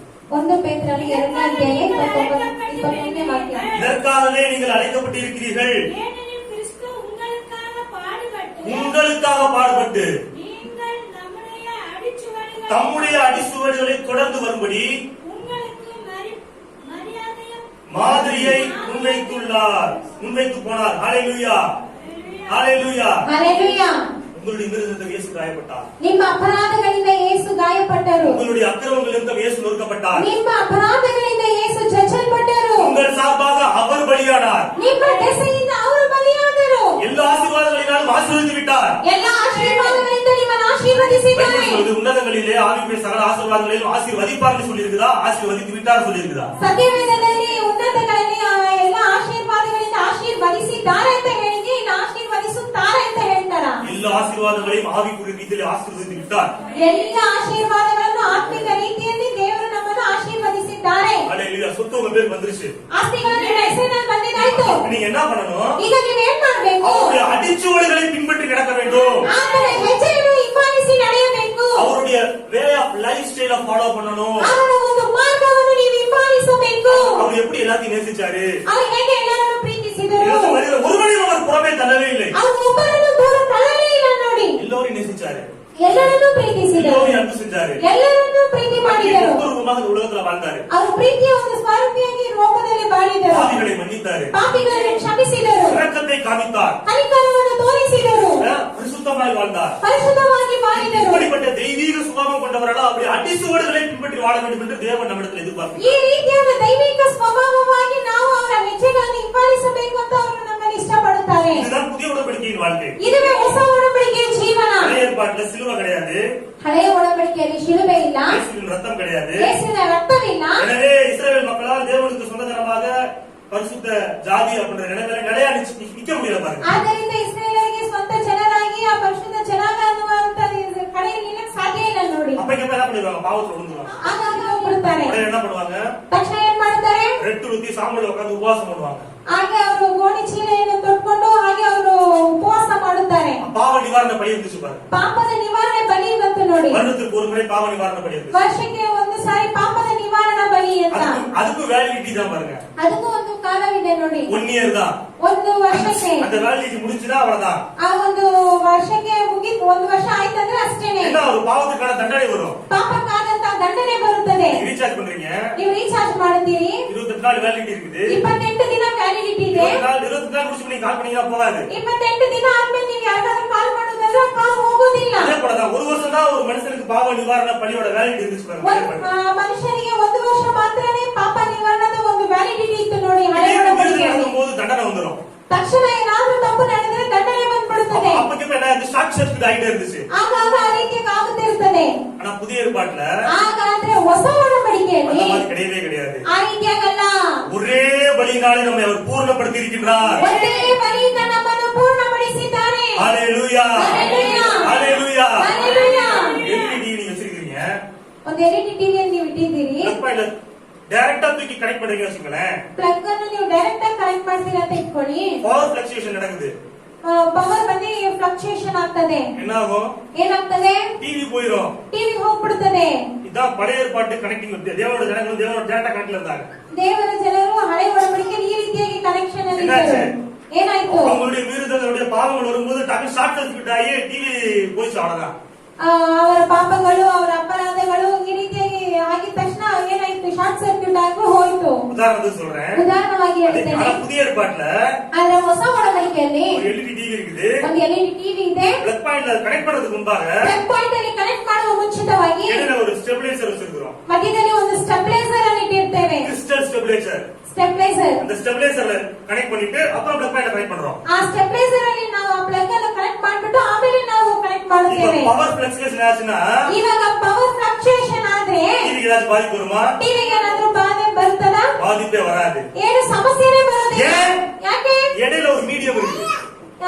ಮಧ್ಯದಲ್ಲಿ ಒಂದು ಕಾರ್ಯವಿದೆ. அதே போல இயேசு நமக்கு மத்தியஸ்தராய் இருக்கின்றார். ಅದೇ ರೀತಿಯಾಗಿ ಯೇಸು ನಮಗೆ ಮಧ್ಯಸ್ಥನಾಗಿದ್ದಾನೆ. ஹalleluya. ஹalleluya. பழைய ஏற்பாட்டு வாழ்க்கை வேற, புதிய ஏற்பாட்டு வாழ்க்கை வேற. ಹಳೆಯ ಒಡಂಬಡಿಕೆಯ ಜೀವನ ಬೇರೆ, ಹೊಸ ಒಡಂಬಡಿಕೆಯ ಜೀವನ ಬೇರೆ. பழைய ஏற்பாடு சீனாய் மலையிலே ஸ்தாபிக்கப்பட்டது. ಹಳೆಯ ಒಡಂಬಡಿಕೆ ಸೀನಾಯಿ ಮಲೆಯಲ್ಲಿ ಬೆಟ್ಟದಲ್ಲಿ ಸ್ಥಾಪಿಸಲ್ಪಟ್ಟಿತು. புதிய ஏற்பாடு கல்வாரி மலையிலே ஸ்தாபிக்கப்பட்டது. ಹೊಸ ಒಡಂಬಡಿಕೆ ಬಂದು ಕಲ್ವಾರಿಯ ಬೆಟ್ಟದಲ್ಲಿ ಸ್ಥಾಪಿಸಲ್ಪಟ್ಟಿದೆ. சீனாய் மலையிலே ரத்தம் இல்லை. ಸೀನಾಯಿ ಬೆಟ್ಟದಲ್ಲಿ ರಕ್ತವಿಲ್ಲ. கல்வாரி மலையிலே தேவனுடைய சொந்த ரத்தமே இருந்தது. ಕಲ್ವಾರಿಯ ಬೆಟ್ಟದಲ್ಲಿ ದೇವರ ಸ್ವಂತ ರಕ್ತವೇ ಇತ್ತು. அந்த சொந்த ரத்தத்தினால் நாம் கழுவப்பட்டு தேவனுக்கு சொந்த ஜனமாக பரிசுத்த ஜாதியாக இன்று நாம் இருக்கிறோம். ಆ ಸ್ವಂತ ರಕ್ತದಿಂದ ತೊಳೆಯಲ್ಪಟ್ಟ ಇವತ್ತು ನಾವು ಪರಿಶುದ್ಧ ಜನಾಂಗರಾಗಿ ಸ್ವಂತ ಜನರಾಗಿದ್ದೇವೆ. ஆமென். ಆಮೆನ್. ஹalleluya. ಹalleluya. எல்லாரும் சந்தோஷப்படுங்க, தேவனுக்கு சொந்தமாக இருக்கிறோம். ಯೇಸುವಿನ ಸಂತೋಷ ಪಟ್ಟಿರ ದೇವರಿಗೆ ನಾವು ಸ್ವಂತ ಜನರಾಗಿದ್ದೀವಿ ಅಂತ. உலகத்துல யாருக்குமே கிடைக்காத பாக்கியம் அது. ಯಾರಿಗೂ ಸಿಗದಂತಹ ಭಾಗ್ಯ ನೋಡಿ. ஹalleluya. ஹalleluya. ஹalleluya. ஹalleluya. வாசிப்போம். ಓದೋಣ. சங்கீதம் ಕೀರ್ತನೆಗಳು 2ஆம் அதிகாரம் 11வது வசனம். 2ನೇ ಅಧ್ಯಾಯ 11ನೇ ವಾಕ್ಯ. சங்கீதம் 2:11. 2ನೇ ಅಧ್ಯಾಯ 11ನೇ ವಾಕ್ಯ.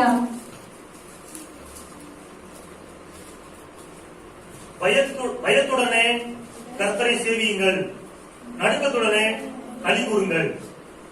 களி கூறுங்கள் அப்படின்னு என்னது? ಉಲ್ಲಾಸ ಪಡಿರಿ ಅಂದ್ರೆ ಏನು?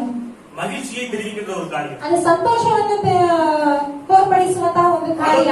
பயத்தோட தான் செய்யணும். பழைய ஏற்பாட்டுல ಅದನ್ನ ಕೂಡ ಹಳೆಯ ಒಡಂಬಡಿಕೆಯಲ್ಲಿ ಭಯದಿಂದ ಮಾಡಬೇಕು. பயத்தோட தான் களி கூறணுமா. மகிழ்ச்சியா இருக்கிறது கூட தேவனிடத்தில் மகிழ்ச்சி இருக்கிறது கூட பயத்துடனே நடுக்கத்துடனே அப்படின்னு பைபிள் சொல்லுறாரு. ಭಯದಿಂದ ನಡುಗುತ್ತಾ ಉಲ್ಲಾಸ ಪಡಿರಿ ಅಂತ ಹೇಳಲ್ಪಡುತ್ತದೆ ನೋಡಿ. ஏன்னா ಏಕೆಂದರೆ ಪರಿಶುದ್ಧ ದೇವರನ್ನು ஆவியான மனிதனால் ಪಾಪಿಯಾದ ಮನುಷ್ಯನಿಂದ டைரக்டா அணுக முடியாது. பாருங்க, ಡೈರೆಕ್ಟ್ ಆಗಿ ಹೋಗಲು ಸಾಧ್ಯ ಇಲ್ಲ. நம்முடைய பாவங்கள் அக்கிரமங்கள் தேவனுக்கு நமக்கும் நடுவில் ஒரு பிரிவினையாக இருந்தது.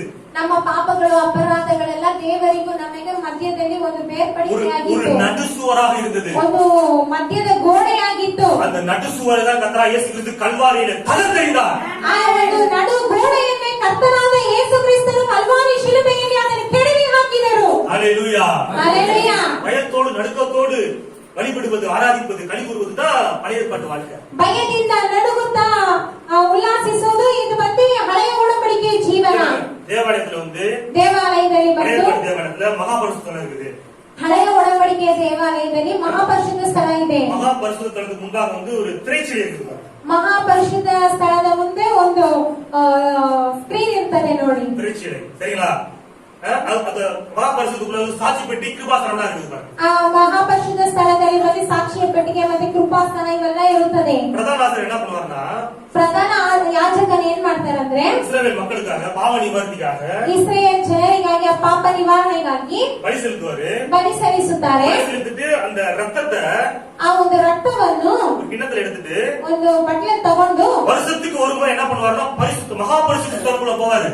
ವರ್ಷಕ್ಕೆ ಒಂದು ಸಾರಿ ಆ ಮಹಾಪರಿಶುದ್ಧ ಸ್ಥಳಕ್ಕೆ ಹೋಗುತ್ತಾರೆ. சாதாரணமா போக மாட்டாரு. ಸಾಧಾರಣವಾಗಿ ಹೋಗೋದಿಲ್ಲ. அது எப்படி போவாங்க நான் சொல்றேன் கேளுங்க. ಅವ್ರು ಹೇಗೆ ಹೋಗ್ತಾರೆ ಹೇಳ್ತೀನಿ ಕೇಳಿ.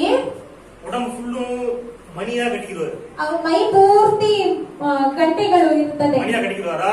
ಗಂಟೆಗಳಾಗಿರುತ್ತದೆ. ஒரு பெரிய கயிறை கட்டிக்குவாரு. ಸೊಂಟದಲ್ಲಿ ದೊಡ್ಡ ಹಗ್ಗ ಕಟ್ಕೋತಾರೆ. அந்த கயிறை ஒரு முனைய வந்து வெளியே தூக்கி போடுவாரு யாரையாச்சும் பிடிக்க சொல்லி. ಆ ಹಗ್ಗದ ಒಂದು ಕೊನೆ ಭಾಗವನ್ನು ಹೊರಗಡೆ ಹಾಕ್ಬಿಡ್ತಾರೆ. அந்த ரத்தத்தை எடுத்துட்டு அப்படி உள்ள பயத்தோடு நடுக்கத்தோடு உள்ள போவாரு. ಆ ರಕ್ತವನ್ನು ತಗೊಂಡು ಹಾಗೆ ಭಯದಿಂದ ನಡುಗುತ್ತಾ ಹೋಗುತ್ತಾರೆ. ஒருவேளை அந்த பிரதான ஆசாரியர் ಒಂದು ವೇಳೆ ಪ್ರಧಾನ ಯಾಜಕನು பரிசுத்தம் இல்லாமலோ ಪರಿಶುದ್ಧವಿಲ್ಲದೆಯೋ ஒரு மோசமான வாழ்க்கை வாழ்கிறவனாக இருந்தார் என்றால், தீர்ப்பு இல்லாமல் இருந்தார் என்றால், ಒಂದು ಮೋಸವಾದ ಜೀವನ ಮಾಡುವವನಾಗಿದ್ದರೆ உள்ள போனா இவரு ಒಳಗಡೆ ಹೋದ್ರೆ ಏನಾಗ್ತಾರೆ? செத்து போயிடுவாரு. ಸತ್ತು ಹೋಗ್ಬಿಡ್ತಾರೆ. பாடி எடுக்கிறதுக்கு யாரும் உள்ள போனானோ ಆ ಬಾಡಿಯನ್ನು ಆ ಶವವನ್ನು ತೆಗೆಯಕ್ಕೆ ಯಾರು ಒಳಗಡೆ ಹೋದರು அவங்கள செத்து போயிடுவாங்க. ಅವರು ಸತ್ತು ಹೋಗ್ಬಿಡ್ತಾರೆ. அதனால என்ன பண்ணா மணியை கட்டியிருக்காரு. ಆದ್ರಿಂದ ಅವ್ರು ಗಂಟೆಯನ್ನು ಹಾಕಿರ್ತಾರೆ. கயிறு எடுத்துட்டே கட்டியிருக்காரு. ಆ ಸೊಂಟದಲ್ಲಿ ಹಗ್ಗ ಕಟ್ಟಿರುತ್ತಾರೆ. உள்ள போயிட்டா இருப்பாங்க, கயிறு விட்டுட்டே இருப்பாங்க. ಅವರು ಒಳಗಡೆ ಹೋಗುತ್ತಾನೆ ಇರ್ತಾರೆ. என்ன பண்ணுவாருன்னா போய் ಇವರು ಹೋಗಿ கிருபாசனத்துல போய் 3 தடவை ரத்தத்தை பூசுவாரு. ಕೃಪಾಸನದ ಬಳಿ ಹೋಗಿ 3 ಸಾರಿ ರಕ್ತವನ್ನು ಹಚ್ಚುತ್ತಾರೆ. கிருபாசனத்துக்கு கீழே 7 தடவை ரத்தத்தை தெளிப்பாரு. ಕೃಪಾಸನದ ಕೆಳಗೆ 7 ಸಾರಿ ರಕ್ತವನ್ನು ಚಿಮುಕಿಸುತ್ತಾರೆ. கயிறு பிடிச்சிட்டாங்களே வெளியில, ಅಲ್ಲಿ ಹೊರಗಡೆ ಹಗ್ಗ ಇಟ್ಕೊಂಡಿರ್ತಾರಲ್ಲ, உள்ள மணி சத்தம் கேக்குதான்னு கேட்டுக்கிட்டே இருப்பாங்க. ಒಳಗಡೆ ಗಂಟೆ ಶಬ್ದ ಕೇಳ್ತಿದ್ಯಾ ಅಂತ ಕೇಳ್ತಾರೆ ಇರ್ತಾರೆ. விட்டுருவாங்க. ಕೇಳ್ತಾ ಇದ್ರೆ ಬಿಟ್ಬಿಡ್ತಾರೆ. கேட்கல அப்படின்னா ಕೇಳಿಲ್ಲ ಅಂದ್ರೆ என்ன அர்த்தம்? ಏನರ್ಥ? அவர் அவுட் சி முடிஞ்சு. ಅವರು ಹೋದ್ರು ತೀರ್ಕೊಂಡ್ರು ಅಂತ ಅರ್ಥ. பாடி அப்படியே கயிறை வச்சு இழுத்துருவாங்க பாருங்க. ಮತ್ ಅವ್ರು ಏನ್ ಮಾಡ್ತಾರೆ? ಹಗ್ಗ ಇಟ್ಕೊಂಡು ಹಾಗೆ ಎಳೆದು ತೆಗೆದು ಬಿಡ್ತಾರೆ ஏன்னா ಹೊರಗಡೆ. பாவியாகிய மனுஷனால் ಯಾಕಂದ್ರೆ ಪಾಪಿಯಾದ ಮನುಷ್ಯನಿಂದ பரிசுத்த தேவனை அணுகவே முடியாது. ಪರಿಶುದ್ಧ ದೇವರ ಬಳಿ ಹೋಗಕ್ ಸಾಧ್ಯನೇ ಇಲ್ಲ. அந்த அளவுக்கு பாவத்தின் கொடூரம் வல்லம் இருந்துச்சு பாருங்க. ಅಷ್ಟು ಮಟ್ಟಿಗೆ ಪಾಪದ ಒಂದು ಶಕ್ತಿ ಇತ್ತು ನೋಡಿ. தேவன் கூட சொல்றாரு பாருங்க. லேவியராகமம் 16ஆம் அதிகாரம் ಯಾಜಕ ಕಾಂಡ 2வது வசனத்தை வாசிங்க. லேவியர் 16 ಯಾಜಕ ಕಾಂಡ 16ನೇ ಅಧ್ಯಾಯ 2ನೇ ವಾಕ್ಯ. ಲೆವಿಟಿಕಸ್ லேவியர் 16:2.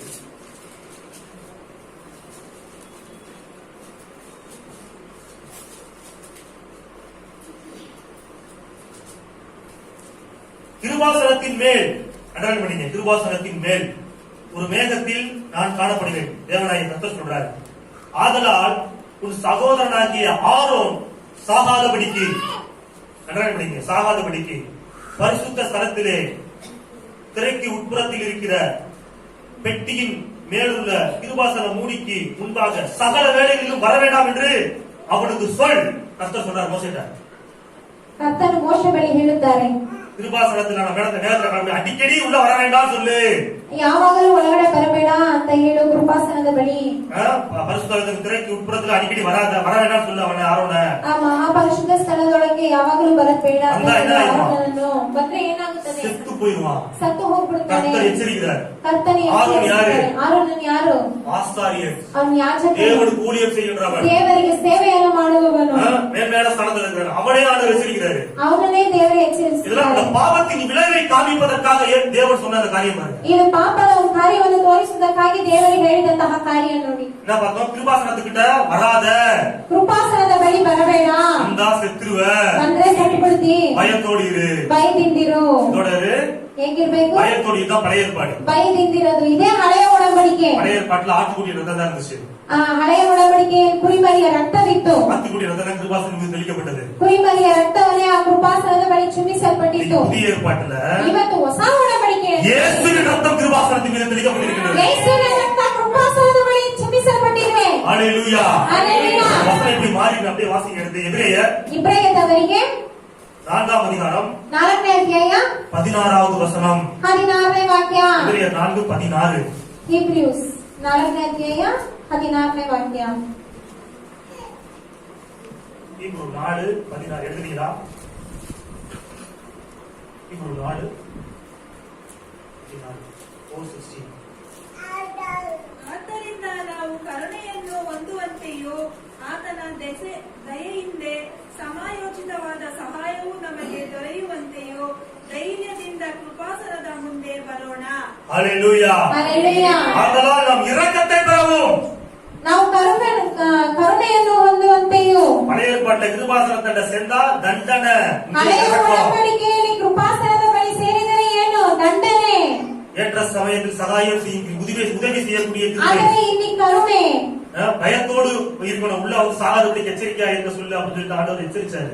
ಭಯದಿಂದ ಇರಬೇಕು ಅಂತ ಹೇಳಿ ದೇವರು ಎಚ್ಚರಿಸಿದರು. ஆனா இங்க சொல்றது தைரியமாய் கிருபாசனத்தை சேர கடவோம். ಆದರೆ ಹೊಸ ಒಡಂಬಡಿಕೆಯಲ್ಲಿ ನಾವು ನೋಡುವುದಾದ್ರೆ ಧೈರ್ಯವಾಗಿ ಕೃಪಾಸನದ ಮುಂದೆ ಬರೋಣ.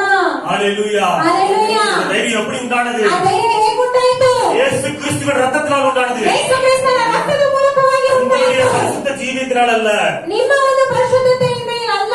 இயேசு உங்களுக்காக சிந்திய ரத்தத்தினால் உண்டானது. ಯೇಸು ನಿಮಗಾಗಿ ಸುರಿಸಲ್ಪಟ್ಟ ರಕ್ತದ ಮೂಲಕವಾಗಿ ಉಂಟಾಯಿತು. அங்க சொன்னாரு, ಅಲ್ಲಿ ಹೇಳಿದರು, உள்ள வந்தா செத்துருவ, ಒಳ್ಳೆಗೆ ಬಂದ್ರೆ ನೀನು ಸತ್ಬಿಡ್ತಿ, இங்க நீ தைரியமா வாழ்ற. ಇಲ್ಲಿ ನೀನು ಧೈರ್ಯವಾಗಿ ಬಾ ಅಂತ ಹೇಳ್ತಾರೆ. இறக்கத்தை பெறதுக்கு வா சொல்றாரு. ಕರುಣೆಯನ್ನು ಹೊಂದಿಕೊಳ್ಳಲು ಬಾ ಅಂತ ಹೇಳ್ತಾರೆ. இங்க இறக்கமே கிடையாது. உள்ள கூட அவுட்டு. ಅಲ್ಲಿ ಕರುಣೆಯೇ ಇಲ್ಲ, ಒಳಗಡೆ ಹೋದ್ರೆ ಔಟು. ஆனா புதிய ஏற்பாட்டுல ಆದ್ರೆ ಹೊಸ ಒಡಂಬಡಿಕೆಯಲ್ಲಿ எப்பொழுதும் நாம் தேவனை அணுகலாம். ಯಾವಾಗಲೂ ನಾವು ದೇವರನ್ನು ನಾವು ಸಂಪರ್ಕಿಸಬಹುದು. இயேசு கிறிஸ்துவின் ரத்தம் அந்த சாக்கியத்தை நமக்கு உண்டு பண்ணி வைத்திருக்கிறது. ಯೇಸು ಕ್ರಿಸ್ತನ ರಕ್ತವು ಆ ಸಾಧ್ಯತೆಯನ್ನು ನಮಗೆ ಉಂಟು ಮಾಡಿದೆ. ஆமென். ಆಮೆನ್. பழைய பழைய ஏற்பாட்டுல ಹಳೆಯ ಒಡಂಬಡಿಕೆಯಲ್ಲಿ நடுக்கத்தோடு தேவனை செய்வீங்கள். ನಡುಗುತ್ತಾ ದೇವರಲ್ಲಿ ಉಲ್ಲಾಸಿಸಿರಿ. புதிய ஏற்பாட்டுல ಹೊಸ ಒಡಂಬಡಿಕೆಯಲ್ಲಿ தைரியமாய் கிருபாசனம் மண்டை கிட்டி சேருங்கள். ಧೈರ್ಯದಿಂದ ಕೃಪಾಸನದ ಮುಂದೆ ಬರೋಣ. ஹல்லேலூயா. ಹಲ್ಲೆಲೂಯಾ. விலையேற பெற்ற ரத்தத்தை சிந்தி நம்மை மீட்டெடுத்திருக்கிறார். ಬೆಲೆ ಬಾಳುವಂತಹ ರಕ್ತವನ್ನು ಸುರಿಸಿ ನಮ್ಮನ್ನು ಬಿಡಿಸಿಕೊಂಡಿದ್ದಾರೆ. ஹல்லேலூயா. ಹಲ್ಲೆಲೂಯಾ. உணர்வு நமக்கு இருக்குன்னு பாருங்க. ಈ ಒಂದು ತಿಳುವಳಿಕೆ ನಮ್ಮಲ್ಲಿ ಇರಬೇಕು ನೋಡಿ. இந்த உலகம் நம்மளை எப்படி பாக்குறது முக்கியம் கிடையாது. ಈ ಲೋಕ ನಮ್ಮನ್ನ ಯಾವ ರೀತಿಯಾಗಿ ನೋಡ್ತದೆ ಅನ್ನುವಂಥದ್ದು ಮುಖ್ಯವಲ್ಲ. இந்த உலகம் நம்ம பாக்கெட்ல இருக்கிற பணத்தை வச்சோ நம்ம சொசைட்டில இருக்கிற நிலைமையை வச்சிருந்தா நம்மள வந்து வெளியேற பெற்றவர்களா பார்க்கும். ಈ ಲೋಕವು ನಮ್ಮಲ್ಲಿ ಇರುವಂತಹ ಹಣವನ್ನಿಟ್ಟು ನಾವು ಇರುವಂತ ರೀತಿಯನ್ನು ನೋಡಿ ಆ ಲೋಕವು ನಾವು ಬೆಲೆ ಬಾಳುವವರ ಇಲ್ವಾ ಅಂತ ನೋಡಿ ನೋಡುತ್ತದೆ. தேவன் அப்படி நம்ம எப்படி பார்க்கிறோம்? ಆದ್ರೆ ದೇವರು ನಮ್ಮನ್ನು ಆ ರೀತಿಯಾಗಿ ನೋಡುವವರಲ್ಲ. வெளியேற பெற்ற ரத்தத்தாலே மீட்கப்பட்டவர்கள். ನೀವು ಅತಿ ಶ್ರೇಷ್ಠವಾದ ರಕ್ತದಿಂದ ಬಿಡಿಸಲ್ಪಟ್ಟವರು. தேவன் உங்களை வெளியேற பெற்றவர்களாக பார்க்கிறார். ದೇವರು ನಿಮ್ಮನ್ನು ಅತಿ ಶ್ರೇಷ್ಠವಾದವರಾಗಿ ನೋಡುತ್ತಾರೆ. ஹல்லேலூயா. ஹல்லேலூயா. நீங்க உங்களை எப்படி பார்க்கறீங்கிறது முக்கியம் கிடையாது. ನೀವು ಹೇಗೆ ನೋಡ್ತೀರಾ ಅನ್ನೋದು ಮುಖ್ಯವಲ್ಲ. தேவன் உங்களை எப்படி பார்க்கிறார்? ದೇವರು ನಿಮ್ಮನ್ನು ಹೇಗೆ ನೋಡುತ್ತಾರೆ அதுதான் முக்கியம் பாருங்க. ಅದುವೇ ಮುಖ್ಯ ನೋಡಿ ಪ್ರಿಯರೇ. வெளியேற பெற்ற ரத்தத்தை சிந்தி உங்களை மீட்டெடுத்திருக்கிறார். ಅತಿ ಶ್ರೇಷ್ಠವಾದ ರಕ್ತವನ್ನು ಸುರಿಸಿ ನಿಮ್ಮನ್ನು ಬಿಡಿಸಿಕೊಂಡಿದ್ದಾರೆ. ஹல்லேலூயா. ಹಲ್ಲೆಲೂಯಾ. மகாபரிசுத்த தலத்துக்கு முன்பா என்ன இருக்குது? ಮಹಾಪರಿಶುದ್ಧ ಸ್ಥಳ ಮುಂದೆ ಏನಿದೆ? கிருபாசன சட்டி உள்ள போறதுக்கு முன்னாடி திரைசீலை இருந்தது. ಕೃಪಾಸನದ ಮುಂದೆ ಹೋಗುವ ಮುಂಚಿತವಾಗಿ ಏನಿತ್ತು? ಸ್ಕ್ರೀನ್ ತರ ಇತ್ತು. திரைசீலையை தாண்டி தான் கிருபாசனத்துக்குள்ள போக முடியும். ಅದನ್ನ ದಾಟಿನೇ ಒಳಗಡೆ ಹೋಗಕ್ಕೆ ಸಾಧ್ಯವು. இயேசு கிறிஸ்து கல்வாரி சிலுவையிலே மரித்த உடனே ಯೇಸು ಕ್ರಿಸ್ತನು ಕಲ್ವಾರಿ ಶಿಲುಬೆಯಲ್ಲಿ ಸತ್ತಿದ ತಕ್ಷಣವೇ தேவாலயத்தின் திரைசீலை இரண்டாக கிழிந்தது. ಆ ದೇವಾಲಯದ ಚೀಲ ಏನಾಯ್ತು? ಎರಡಾಗಿ ಹರಿದು ಹೋಯಿತು. இப்படி தைரியமா போ. ಈಗ ನೀನ್ ಧೈರ್ಯವಾಗಿ ಹೋಗು. பாவத்திற்கான பலி கொடுக்கப்பட்டு விட்டது. ನಿನ್ನ ಪಾಪಕ್ಕಾದಂತಹ ಬಲಿ ಕೊಡಲ್ಪಟ್ಟಿದೆ. ஒரே பலியால் உன்னை பூர்ணப்படுத்தி விட்டார். ಆ ಒಂದೇ ಬಲಿಯಿಂದ ನಿನ್ನನ್ನು ಪೂರ್ಣಪಡಿಸಿದ್ದಾರೆ. நீ தைரியமாய் கிருபாசனத்தை நீ வரலாம் என்று தேவன் வெளிப்படுத்தி காட்டிவிட்டார். வெளியேறவா. ಧೈರ್ಯವಾಗಿ ಕೃಪಾಸನದ ಬಳಿ ಬರಬಹುದು ಅಂತ ದೇವರು ಪ್ರಕಟಿಸಿ ತೋರಿಸಿದ್ದಾರೆ. ಆಮೆನ್. ಆಮೆನ್. ஹல்லேலூயா. ஹல்லேலூயா. 1 தீமோத்தேயு 1 ತಿಮೋಥೆಯವರಿಗೆ சாரி மன்னிக்கவும். யோபு வாசிங்க. யோபு ಕ್ಷಮಿಸಿ ಯೋಬನು 9ஆம் அதிகாரம் 9ನೇ ಅಧ್ಯಾಯ 32 33. 32 33. யோபு 9ஆம் அதிகாரம் 32 33. ಜಾಬ್ 9ನೇ ಅಧ್ಯಾಯ 32 33. யோபு சொல்றாரு பாருங்க. ಯೋಬನ್ ಹೇಳ್ತಾರೆ ನೋಡಿ. எடுத்துறீங்களா? 9ஆம் அதிகாரம் 32 33. 9ನೇ ಅಧ್ಯಾಯ 32 33ನೇ ವಾಕ್ಯ. யோபு சொல்றாரு, நான் அவருக்கு பிரதியுத்தரம் சொல்வதற்கும் நாங்கள் கூடி நியாயத்திற்கு வருவதற்கும் அவர் என்னை போல மனுஷன் அல்லவே. தேவனை பத்தி சொல்றாரு. ದೇವರ ಬಗ್ಗೆ ಹೇಳುತ್ತಾರೆ. நாங்க ஒண்ணு கூடி நியாயத்திற்கு வருவதற்கும் ನಾವು ಒಂದು ಕೂಡಿ ನ್ಯಾಯ ತೀರಿಸಲು ಬರುವುದಕ್ಕೆ அது அவர் வந்து என்னை போல ஒரு மனுஷன் கிடையாது. ನನ್ನ ರೀತಿಯಾಗಿ ಒಂದು ಮನುಷ್ಯನಲ್ಲ. எங்கள் இருவர் மேலும் ನಮ್ಮ ಇಬ್ಬರ ಮೇಲೆಯೂ கையை வைக்கத்தக்க ಕೈ ಇಡುವವನಾಗಿಯೂ மத்தியஸ்தன் எங்களுக்குள் இல்லையே. ಮಧ್ಯಸ್ಥನಾಗಿ ಇರುವ ನ್ಯಾಯಾಧಿಪತಿ ಯಾರು ಇಲ್ಲ. மத்தியஸ்தன். ಮಧ್ಯಸ್ಥನು ಗುರುತು ಮಾಡ್ಕೊಳ್ಳಿ. மத்தியஸ்தர் என்கிற வார்த்தையை அண்டர்லைன் பண்ணிக்கங்க. ಮಧ್ಯಸ್ಥನನ್ನು ಗುರುತು ಮಾಡ್ಕೊಳ್ಳಿ. யோபு வாழ்க்கையில நடந்த அந்த துன்பத்திற்கு துயரத்திற்கு 1000 காரணம் சொல்லலாம். ಯೋಬನ ಜೀವನದಲ್ಲಿ ನಡೆದಂತಹ ಸಂಕಟಗಳಿಗೆಲ್ಲ 1000 ಕಾರಣಗಳನ್ನು ಹೇಳಬಹುದು. பிசாசு அவன் வாழ்க்கையில செஞ்ச கிரியைக்கு ಸೈತಾನನು ಅವನ ಜೀವನದಲ್ಲಿ ಮಾಡಿದ ஒரே பிரதான காரணம் சொல்றேன் பாருங்க. ಒಂದೇ ಕಾರಣ ಹೇಳ್ತೇನೆ ನೋಡಿ. யோபுக்காக பரிந்து பேச ஒரு மத்தியஸ்தன் இல்லை. ಯೋಬುಗಾಗಿ ಮಾತನಾಡಲು ಒಂದು ಮಧ್ಯಸ್ಥನಿಲ್ಲ. யோபுக்காக குற்றம் சாட்ட பிசாசு இருந்தால், ಯೋಬುಗಾಗಿ ಚಾಡಿ ಹೇಳಲು ಸೈತಾನನಿದ್ದನು. யோபுக்காக பரிந்து பேச மத்தியஸ்தன் இல்லை. ಯೋಬುಗಾಗಿ ಮಾತನಾಡಲು ಒಂದು ಮಧ್ಯಸ್ಥನಿಲ್ಲ. தேவனுக்கும் மனிதனுக்கும் நடுவே ஒரு மத்தியஸ்தன் பழைய ஏற்பாடு காலத்துல கிடையாது பாருங்க. ದೇವರಿಗೂ ಮನುಷ್ಯನಿಗೂ ನಡುವೆ ಹಳೆ ಒಡಂಬಡಿಕೆಯಲ್ಲಿ ಮಧ್ಯಸ್ಥನಿಲ್ಲ. யோபு சொல்றார், நீங்கள் இருவர் மேலும் கையை வைக்கத்தக்க மத்தியஸ்தன் இல்லை. ನಿಮ್ಮ ಇಬ್ಬರ ಮೇಲೆ ಕೈ ಇಡುವವನಾಗಿ ಮಧ್ಯಸ್ಥನ್ ಯಾರೂ ಇಲ್ಲ. தேவனை யார் தொட முடியும்? ದೇವರು ಯಾರು ಮುಟ್ಟಬಹುದು? பாவியாகிய மனுஷனால் பழைய ஏற்பாடு காலத்துல தேவனை தொட முடியாது. ಹಳೆ ಒಡಂಬಡಿಕೆಯಲ್ಲಿ ಪಾಪಿಯಾದ ಮನುಷ್ಯನು ದೇವರನ್ನು ಮುಟ್ಟಕ್ಕೆ ಸಾಧ್ಯ ಇಲ್ಲ. தேவனை தொடணும் அப்படின்னா ಆಗ ದೇವರನ್ನು ಮುಟ್ಟಬೇಕಂದ್ರೆ அவர் யாரா இருக்கணும்? ಅವರು ಯಾರಾಗಿರ್ಬೇಕು? ದೇವರಾಗಿ ಇರಬೇಕು. அவர் தேவனை தொடரவரா இருக்கணும், மனுஷனை தொடரவரா இருக்கணும். ಅವರು ದೇವರನ್ನು ಮುಟ್ಟುವವರಾಗಿ ಇರಬೇಕು, ಮನುಷ್ಯನನ್ನು ಮುಟ್ಟುವವರಾಗಿ ಇರಬೇಕು. மத்தியஸ்தன் இல்லை. ಆ ರೀತಿಯಾದ ಮಧ್ಯಸ್ಥನಿಲ್ಲ. இன்னைக்கு நமக்கு ஒரு மத்தியஸ்தன் இருக்கிறார். ಆದರೆ ಇವತ್ತು ನಮಗೊಂದು ಮಧ್ಯಸ್ಥನಿದ್ದಾನೆ. அவர் பேர் இயேசு. ಅವರ ಹೆಸರು ಯೇಸು. அவர் தேவனாகவும் இருக்கின்றார். ಅವರು ದೇವರಾಗಿ ಇದ್ದಾರೆ. அவர் மனிதனாகவும் இருக்கின்றார். ಅವರು ಮನುಷ್ಯನಾಗಿ ಇದ್ದಾರೆ. தேவகுமாரனாகவும் இருக்கின்றார். ಅವರು ದೇವಕುಮಾರನಾಗಿ அவர் ಇದ್ದಾರೆ. மனுஷகுமாரனாகவும் ಅವರು இருக்கின்றார். ಮನುಷ್ಯಕುಮಾರನಾಗಿ அவர் தேவன் மீதும் கையை வைப்பார், அவர் தேவರ ಮೇಲೆಯೂ ಕೈ அவர் ಇಡುತ್ತಾನೆ, மனுஷன் மீதும் கையை வைப்பார். அவர் ಮನುಷ್ಯನ ಮೇಲೆಯೂ ಕೈ ಇಡುತ್ತಾನೆ. கரங்களை தட்டி கர்த்தரை ஸ்தோத்திரிப்போம். ಕರ್ತನಿಗೆ ಸ್ತೋತ್ರ ಮಾಡೋಣ. வாசிப்போம். ಓದೋಣ. 1 தீமோத்தேயு 1 தீಮೋಥೆಯವರಿಗೆ 2ஆம் அதிகாரம் 5, 6 ஆகிய வசனங்கள். 2ನೇ ಅಧ್ಯಾಯ 5, 6ನೇ ವಾಕ್ಯ.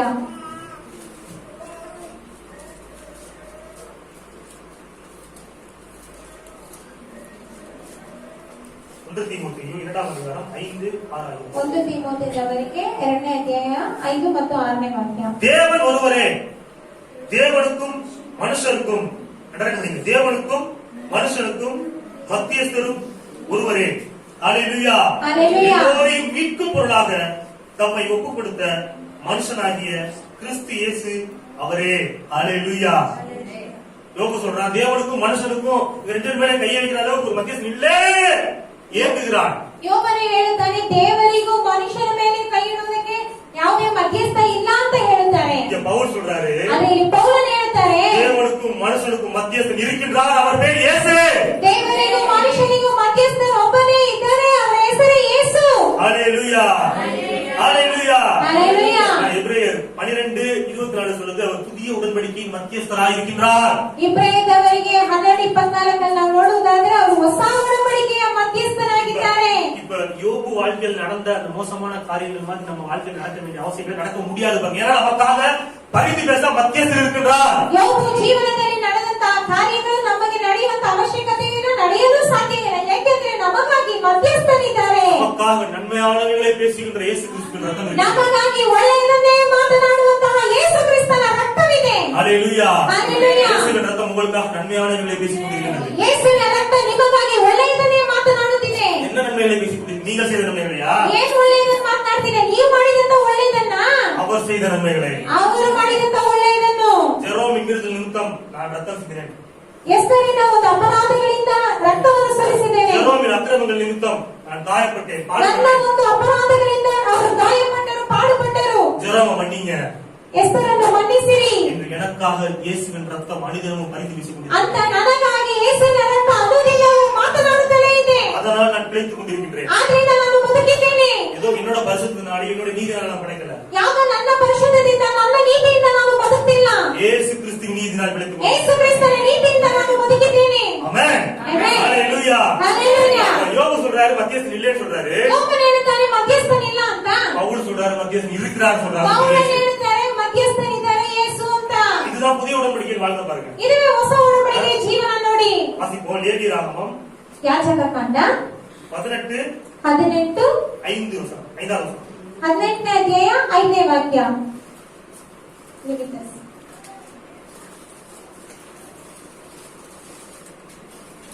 லேவியராகமம் 18ஆம் அதிகாரம் 5வது வசனம். சரியா? ஆகையால் என் கட்டளைகளையும் என் நியமங்களையும் கை கொள்ள கடவீர்கள். அவைகளின்படி செய்கிறவன் எவனும் அவைகளால் பிழைப்பான். எழுதிக்கங்க. செய்கிறவன் பிழைப்பான். செய்கிறவன் பிழைப்பான். கட்டளையின்படி செய்கிறவன் பிழைப்பான். பழைய ஏற்பாட்டு வாழ்க்கை செஞ்சு பிழைக்கின்ற வாழ்க்கை. ಹಳೆಯ ಒಡಂಬಡಿಕೆಯ ಜೀವನ ಏನಂದ್ರೆ ಮಾಡಿ ಬದುಕುವಂತಹ ಒಂದು ಜೀವನ. அப்படியே வாசி கலாத்தியர். பழைய ஏற்பாட்டில் நியாயப்பிரமாணத்தின்படி செஞ்சாதான் பிழைப்பு அப்படின்னு இருந்துச்சு. ಹಳೆಯ ಒಡಂಬಡಿಕೆಯಲ್ಲಿ ಧರ್ಮಶಾಸ್ತ್ರದಂತೆ ನಾವು ಮಾಡಿದರೆ ಮಾತ್ರ ನಾವು ಬದುಕುವುದು ಅನ್ನೋದಿತ್ತು. ஆனா யாருமே பிழைக்கல. ಆದ್ರೆ ಯಾರು ಬದುಕಲಿಲ್ಲ. எல்லாரும் என்ன பண்ணாங்க? ಎಲ್ಲರೂ ಏನ್ ಮಾಡಿದರು? எல்லோரும் பாவம் செய்து தேவ மகிமை இழந்து போனார்கள். ಎಲ್ಲರೂ ಪಾಪ ಮಾಡಿ ದೇವರ ಮಹಿಮೆಯನ್ನು ಕಳೆದುಕೊಂಡರು. அவர்களை மீட்கும்படியாகவும் இயேசு கிறிஸ்து என்ன பண்ணார்? பழைய ஏற்பாட்டு பரிசுத்தவான்கள் அவர்களை மீட்கும்படியாக தான் இயேசு என்ன பண்ணார்? கல்வாரி சிலுவையிலே மரணித்தார், பாதாளத்துக்கு இறங்கினார். ಅವರನ್ನು ಬಿಡಿಸಿಕೊಳ್ಳುವುದಕ್ಕಾಗಿ ಕಲ್ವಾರಿ ಶಿಲುಬೆಯಲ್ಲಿ ಮರಣ ಹೊಂದಿದರು, ಪಾತಾಳಕ್ಕೆ ಇಳಿದರು. வாசிங்க கலாத்தியர் 3ஆம் அதிகாரம் 11-14. ಗಲಾತ್ಯದವರಿಗೆ 3ನೇ ಅಧ್ಯಾಯ. கலாத்தியர் 3:11 வசனம் கொண்டு வாசிங்க. கலாத்தியர் 3:11. ಗಲಾತ್ಯದವರಿಗೆ 3ನೇ ಅಧ್ಯಾಯ 11ನೇ ವಾಕ್ಯ. நியாயப்பிரமாணத்தினாலே ஒருவனும் தேவனிடத்தில் நீதிமான்கிறதில்லை. நீதிமான் இருக்கிறது என்பது வெளியரங்கமா இருக்கிறது. ஏனெனில் விசுவாசத்தினாலே நீதிமான் பிழைப்பான் என்று எழுதியிருக்கிறது. ஹalleluya. பைபிள்ல 4 இடத்துல இருக்கு விசுவாசத்தினால் நீதிமான் பிழைப்பான் அப்படின்னு. ಸತ್ಯವೇದದಲ್ಲಿ 4 ಸ್ಥಳದಲ್ಲಿ ಬರೆದಿದೆ, ವಿಶ್ವಾಸದಿಂದ ನೀತಿವಂತನು ಬದುಕುವನು. பழைய ஏற்பாட்டுல சொல்றாரு, ಹಳೆಯ ಒಡಂಬಡಿಕೆಯಲ್ಲಿ ಒಡಂಬಡಿಕೆಯಲ್ಲಿ ಹೇಳುತ್ತಾರೆ, இந்த நியாய பிரமாணத்தின்படி ಈ ಧರ್ಮಶಾಸ್ತ್ರದಂತೆ செஞ்சா பழப்ப அப்படின்னு ಮಾಡಿದರೆ ಬದುಕುವಿ. இந்த புதிய ஏற்பாடு சொல்றாரு. ಹೊಸ ಒಡಂಬಡಿಕೆಯಲ್ಲಿ ಯೇಸು ಹೇಳುತ್ತಾರೆ, பவுலின் மூலமாக இயேசு எழுதுகிறார். ಪೌಲನ ಮೂಲಕವಾಗಿ ಯೇಸು ಬರೆಯುತ್ತಾರೆ. ಏನು ಹೇಳ್ತಾರೆ? நியாய பிரமாணத்தை செய்யறதுனால என்ன பண்றது இல்ல, நீதிமான் ஆக்கப்படுவதில்லை, விசுவாசத்தினாலே நீதிமான் பிழைப்பான். ಧರ್ಮಶಾಸ್ತ್ರದಿಂದ ನೀನು ನೀತಿವಂತನಾಗುವುದಿಲ್ಲ, ವಿಶ್ವಾಸದಿಂದ ನೀನು ಬದುಕುವಿ. செஞ்சு பிழைக்கிற வாழ்க்கை ಮಾಡಿ ಬದುಕುವಂತ ಜೀವನ பழைய ஏற்பாட்டு வாழ்க்கை. ಹಳೆಯ ಒಡಂಬಡಿಕೆಯ ಜೀವನ. விசுவாசித்து பிழைக்கின்ற வாழ்க்கை புதிய ஏற்பாட்டு வாழ்க்கை. ವಿಶ್ವಾಸಿಸಿ ಬದುಕುವಂತಹ ಜೀವನ ಹೊಸ ಒಡಂಬಡಿಕೆಯ ಜೀವನ. இயேசு எனக்காக செய்து முடித்த காரியங்களை விசுவாசித்து வாழ்கின்ற வாழ்க்கை புதிய ஏற்பாட்டு வாழ்க்கை. ಯೇಸು ನನಗಾಗಿ ಮಾಡಿ ಮುಗಿಸಿದಂತಹ ಕಾರ್ಯವನ್ನು ವಿಶ್ವಾಸಿಸಿ ಬಾಳುವಂತ ಜೀವನ ಅದು ಹೊಸ ಒಡಂಬಡಿಕೆಯ ಜೀವನ. ஹalleluya. ஹalleluya. பாருங்க, பழைய ஏற்பாட்டுல ವಾಕ್ಯ ಇದೆ ನೋಡಿ, ಹಳೆಯ ಒಡಂಬಡಿಕೆಯಲ್ಲಿ எழுதிக்கங்க. சங்கீதம் 57:2 ಕೀರ್ತನೆಗಳು 50 எனக்காக யாவையும் செய்து முடிக்க போகிற தேவனாகிய உன்னதமான தேவனை நோக்கி நான் கூப்பிடுவேன். தாவீது சொல்றாரு, எனக்காக யாவையும் செய்து முடிக்க போற தேவனை நான் கூப்பிடுவேன் அப்படின்றாரு. ನನಗಾಗಿ ಎಲ್ಲವನ್ನು ಮಾಡಿ ಮುಗಿಸುವಂತಹ ದೇವರನ್ನು ನೋಡಿ ನಾನು ಮೊರೆಯಿಡುವೆ ಅಂತ ಹೇಳಿ ದಾವೀದನು ಹೇಳ್ತಾರೆ. ஆனா ஏன் சொல்றாரு? ಅದೇ ಯೇಸು ಹೇಳ್ತಾರೆ, கல்வாரி சிலுவையில ಕಲ್ವಾರಿಯ ಶಿಲುಬೆಯಲ್ಲಿ முடிந்தது, ಎಲ್ಲ ಮುಗಿಯಿತು, எல்லாவற்றையும் செய்து முடித்து விட்டார். ಎಲ್ಲವನ್ನು ಮಾಡಿ ಮುಗಿಸಿದ್ದಾರೆ. ஹalleluya. ஹalleluya. பாவத்திற்கான பரிகாரத்தை செய்து முடித்து ಈಗ விட்டார். ಪಾಪಕ್ಕಾದಂತಹ ಪರಿಹಾರವನ್ನು ಮಾಡಿ ಮುಗಿಸಿದ್ದಾರೆ. சாபத்தை அவர் ஏற்றுக்கொண்டு ஆசீர்வாதத்தை ஏற்படுத்தி வைத்து விட்டார். ನಿಮ್ಮ ಶಾಪವನ್ನು ಅವರು ಅಂಗೀಕರಿಸಿಕೊಂಡು ಆಶೀರ್ವಾದವನ್ನು ನಿಮಗೆ ಕೊಟ್ಟಿದ್ದಾರೆ. பரலோகத்திற்கு போக வேண்டிய வழியை உண்டாக்கி விட்டார். ಪರಲೋಕಕ್ಕೆ ಹೋಗಬೇಕಾದಂತಹ ಮಾರ್ಗವನ್ನು ಉಂಟು ಮಾಡಿದ್ದಾರೆ. நித்திய ஜீவனை ஏற்படுத்தி விட்டார். ನಿತ್ಯ ಜೀವನವನ್ನು ಉಂಟು ಮಾಡಿದ್ದಾರೆ. எல்லாவற்றையும் அவர் செஞ்சு முடிச்சிட்டார். ಎಲ್ಲವನ್ನು ಅವರು ಮಾಡಿ ಮುಗಿಸಿದ್ದಾರೆ ನೋಡಿ. ஹalleluya. ஹalleluya. கடைசியாக ஒரே ஒரு வசனத்தை மட்டும் வாசிப்போம். ಕಡೆಯದಾಗಿ ಒಂದೇ ಒಂದು ವಾಕ್ಯವನ್ನು ಓದೋಣ. உபாகமம் ಧರ್ಮೋಪದೇಶ ಕಾಂಡ 28வது அதிகாரம் 28ನೇ ಅಧ್ಯಾಯ 45, 48 ஆகிய வசனங்களை மட்டும் வாசிப்போம். 45, 48ನೇ ವಾಕ್ಯ. உன் தேவனாய கர்த்தர் உனக்கு விதித்த அவருடைய கற்பனைகளையும் கட்டளைகளையும் கைக்கொள்ளும்படி நீ அவர் சத்தத்திற்கு செவி கொள்ளாதபடியினால் இந்த சாபங்கள் எல்லாம் உன்மேல் வந்து நீ அழியும் மட்டும் உன்னை தொடர்ந்து பிடித்து 48வது வசனம். சகலமும் குறைவுபட்டு பட்டினியோடு தாகத்தோடு நிர்வாணத்தோடும் கர்த்தருக்கு விரோதமாய் அனுப்பும் சத்துருக்களை சேமிப்பார். அழித்து தீரும் மட்டும். ஹalleluya. கர்த்தர் சொல்றாரு, ಕರ್ತನು ಹೇಳುತ್ತಾರೆ, பழைய ஏற்பாட்டில் சொல்றாரு, ಹಳೆಯ ಒಡಂಬಡಿಕೆಯಲ್ಲಿ ಹೇಳ್ತಾರೆ, தேவனாகிய கர்த்தருடைய கற்பனைகளையும் கட்டளைகளையும் மீறி நடந்த அப்படின்னா ದೇವರ ಆಜ್ಞೆಗಳನ್ನೆಲ್ಲ ನೀನು ಮೀರಿ ಕೈಗೊಳ್ಳದೆ ನಡೆಯದಾದರೆ ஒரு சாபம் வரும். ಶಾಪ ಬರುತ್ತದೆ. பொருளாதார சாபத்தை பத்தி பேசுறாங்க. ವಸ್ತು ಪ್ರಕಾರವಾದ ಶಾಪವನ್ನು ಕುರಿತಾಗಿ ಮಾತನಾಡ್ತದೆ என்ன ನೋಡಿ. சாபம்? ಯಾವ ಶಾಪ? சகலத்திலும் குறைவு. ಸಕಲದಲ್ಲೂ ನಿಮಗೆ ಕೊರತೆ, பட்டினி, ಹಸಿವು, தாகம், ಬಾಯಾರಿಕೆ, நிர்வாணம், ಬಟ್ಟೆ ಏನು ಇಲ್ಲದೆ சத்துருக்களை சேமிப்பார். ಶತ್ರುಗಳನ್ನು ಸೇವೆ ಮಾಡುವುದು, கொள்ளாத மனிதனிடத்திலே ஒப்பு கொடுக்கப்படுகிறது. ದುಷ್ಟ ಮನುಷ್ಯನಿಗೆ ಒಪ್ಪಿಸಿಕೊಡಲ್ಪಡುವುದು. இந்த வார்த்தையை, இந்த வசனத்தை ಈ ವಾಕ್ಯವನ್ನು இயேசு கல்வாரி சிலுவையிலே நமக்காக ಯೇಸು ಕಲ್ವಾರಿ ಶಿಲುಬೆಯಲ್ಲಿ ನಮಗಾಗಿ ಎತ್ತಿಕೊಂಡರು. ஹalleluya. ஹalleluya. ஹalleluya. ஹalleluya. சிலுவை சுமந்து செல்லும் பொழுது பட்டினியோடு சுமந்தார். ಅವರು ಶಿಲುಬೆಯನ್ನು ಹೊತ್ತುಕೊಂಡು ಹೋಗುವಾಗ ಹಸಿವಿನಿಂದ ಹೊತ್ಕೊಂಡು ಹೋದ್ರು. முந்தின நாள் இரவு சாப்பிட்டது. ಮುಂದಿನ ದಿನ ರಾತ್ರಿ ತಿಂದಿದ್ದು. சாகரவரை சாப்பிடல. ಸಾಯುವ ತನಕ ಊಟನೇ ಮಾಡಲಿಲ್ಲ. சிலுவை சுமந்து கொண்டு திரிகிறார். ಹಸಿವಿನಿಂದ ಶಿಲುಬೆಯನ್ನು ಹೊತ್ಕೊಂಡು ಹೋಗ್ತಾರೆ. தாகத்தை அடைந்தார். ಬಾಯಾರಿಕೆಯನ್ನು ಹೊಂದಿದರು. ದಾಹವಾಗಿದ್ದೇನೆ. வேதவாக்கியங்கள் நிறைவேறும்படியாக சொன்னார். ವೇದವಾಕ್ಯ ನೆರವೇರುವಂತೆ ಹೇಳಿದರು. ಬಾಯಾರಿಕೆ, நிர்வாணம், ಬಟ್ಟೆ ಇಲ್ಲದೆ ಅಂಗಿಗಳನ್ನೆಲ್ಲ ಬಿಚ್ಚಿ ಹಾಕಿದರು. நிர்வாணம், ಬಟ್ಟೆ ಏನಿಲ್ಲದೆ சத்துருக்களை கையில் ஒப்பு கொடுக்கப்பட்டார். ಶತ್ರುಗಳ ಸೇವನೆ, ಶತ್ರುಗಳ ಕೈಯಲ್ಲಿ ಒಪ್ಪಿಸಲ್ಪಟ್ಟರು. ಶತ್ರುವಿನ ಕೈಯಲ್ಲಿ ಒಪ್ಪಿಸಲ್ಪಟ್ಟರು. நுகத்தடி ஏற்றுக்கொண்டார். ಆ ನುಗಗಳನ್ನೆಲ್ಲ ಅಂಗೀಕರಿಸಿಕೊಂಡರು. ಅವರು ಸಾಯುವವರೆಗೂ சத்துருக்களுடைய கையில் இருந்தார். ಶತ್ರುಗಳ ಕೈನಲ್ಲಿದ್ದರು. யாருக்காக?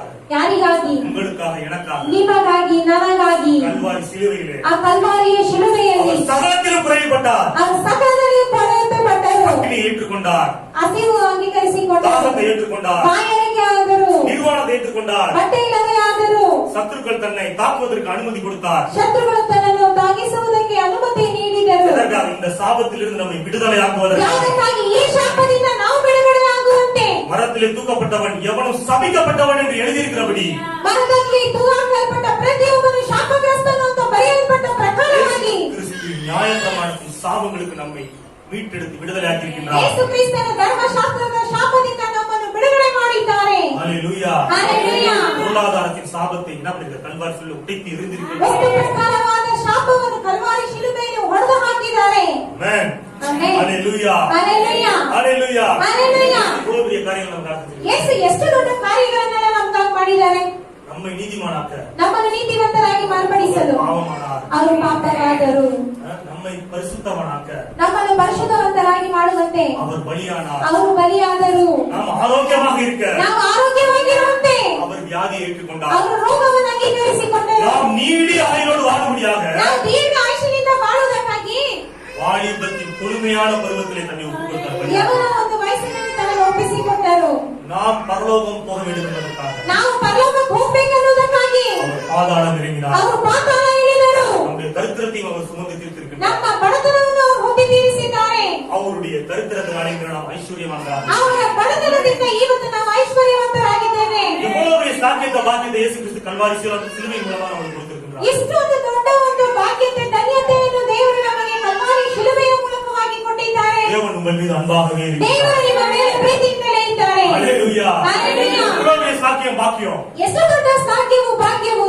தேவனுடைய சொந்த ஜனமாக நம்ம மாறி இருக்கிறோம். ದೇವರ ಸ್ವಂತ ಜನರಾಗಿ ಮಾರ್ಪಟ್ಟಿದ್ದೇವೆ. நமக்காக பரிந்து பேச மத்தியஸ்தன் இருக்கிறார். ನಮಗಾಗಿ ಮಾತನಾಡಲು ಒಂದು ಮಧ್ಯಸ್ಥನಿದ್ದಾರೆ. தைரியமாக நாம் கிருபாசனத்தை கிட்டிஷார முடியும். ಧೈರ್ಯವಾಗಿ ನಾವು ಕೃಪಾಸನದ ನಾವು ಬಳಿ ಬರಬಹುದು. நம்முடைய பாவங்கள், சாபங்கள், வியாதிகள், கஷ்டங்கள் எல்லாத்தையும் அவர் கல்வாரி சிலுவையில் சுமந்து தீர்த்து விட்டார். ನಮ್ಮ ಪಾಪಗಳು, ಶಾಪಗಳು, ರೋಗಗಳು ಎಲ್ಲವನ್ನೂ ಕಲ್ವಾರಿ ಶಿಲುಬೆಯಲ್ಲಿ ಒತ್ತಿ ತೀರಿಸಿದ್ದಾರೆ.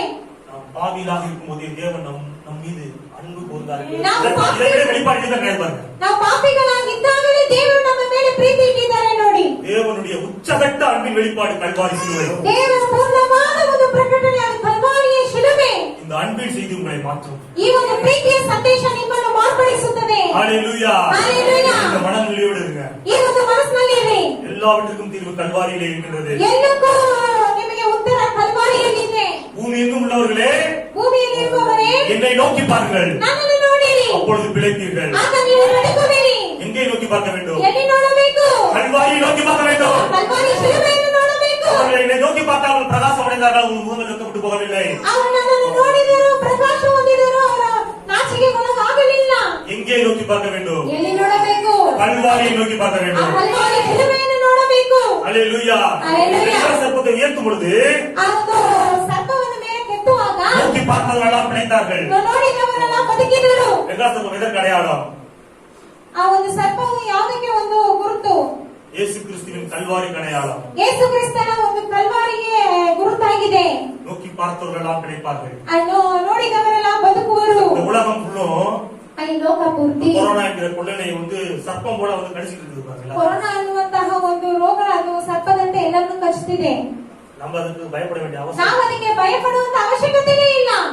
ரெண்டு கொரோனா பேஷண்ட்டுக்கு நாங்க ஜெபம் பண்ணிருக்கோம். ಇಬ್ಬರು ಕೊರೋನಾ ಪೇಷಂಟ್ ಗೆ ಪ್ರಾರ್ಥಿಸಿದ್ದೇವೆ. எந்த கொரோனா வந்ததில்லை. ಯಾವುದೇ ರೀತಿಯಾದ ಕೊರೋನಾ ಬರಲಿಲ್ಲ. கல்வாரி சிலுவை நோக்கி பார்க்கிறோம். ಯಾಕೆಂದರೆ ನಾವು ಕಲ್ವಾರಿ ಶಿಲುಬೆಯನ್ನು ನೋಡುತ್ತಿದ್ದೇವೆ. எங்களுக்காக சாபமாய் தொங்கின இயேசுவை நோக்கி பார்த்து கொண்டிருக்கின்றோம். ನಮಗಾಗಿ ಶಾಪವಾಗಿ ತೂಗಾಡಿದಂತ ಯೇಸುವನ್ನು ನಾವು ನೋಡುತ್ತಿದ್ದೇವೆ. பாவம் என்ன பண்ண முடியல, ಅದರಿಂದ ಅದೇನ್ ಮಾಡಕ್ ಸಾಧ್ಯ ಇಲ್ಲ, கண்டிக்க முடியல.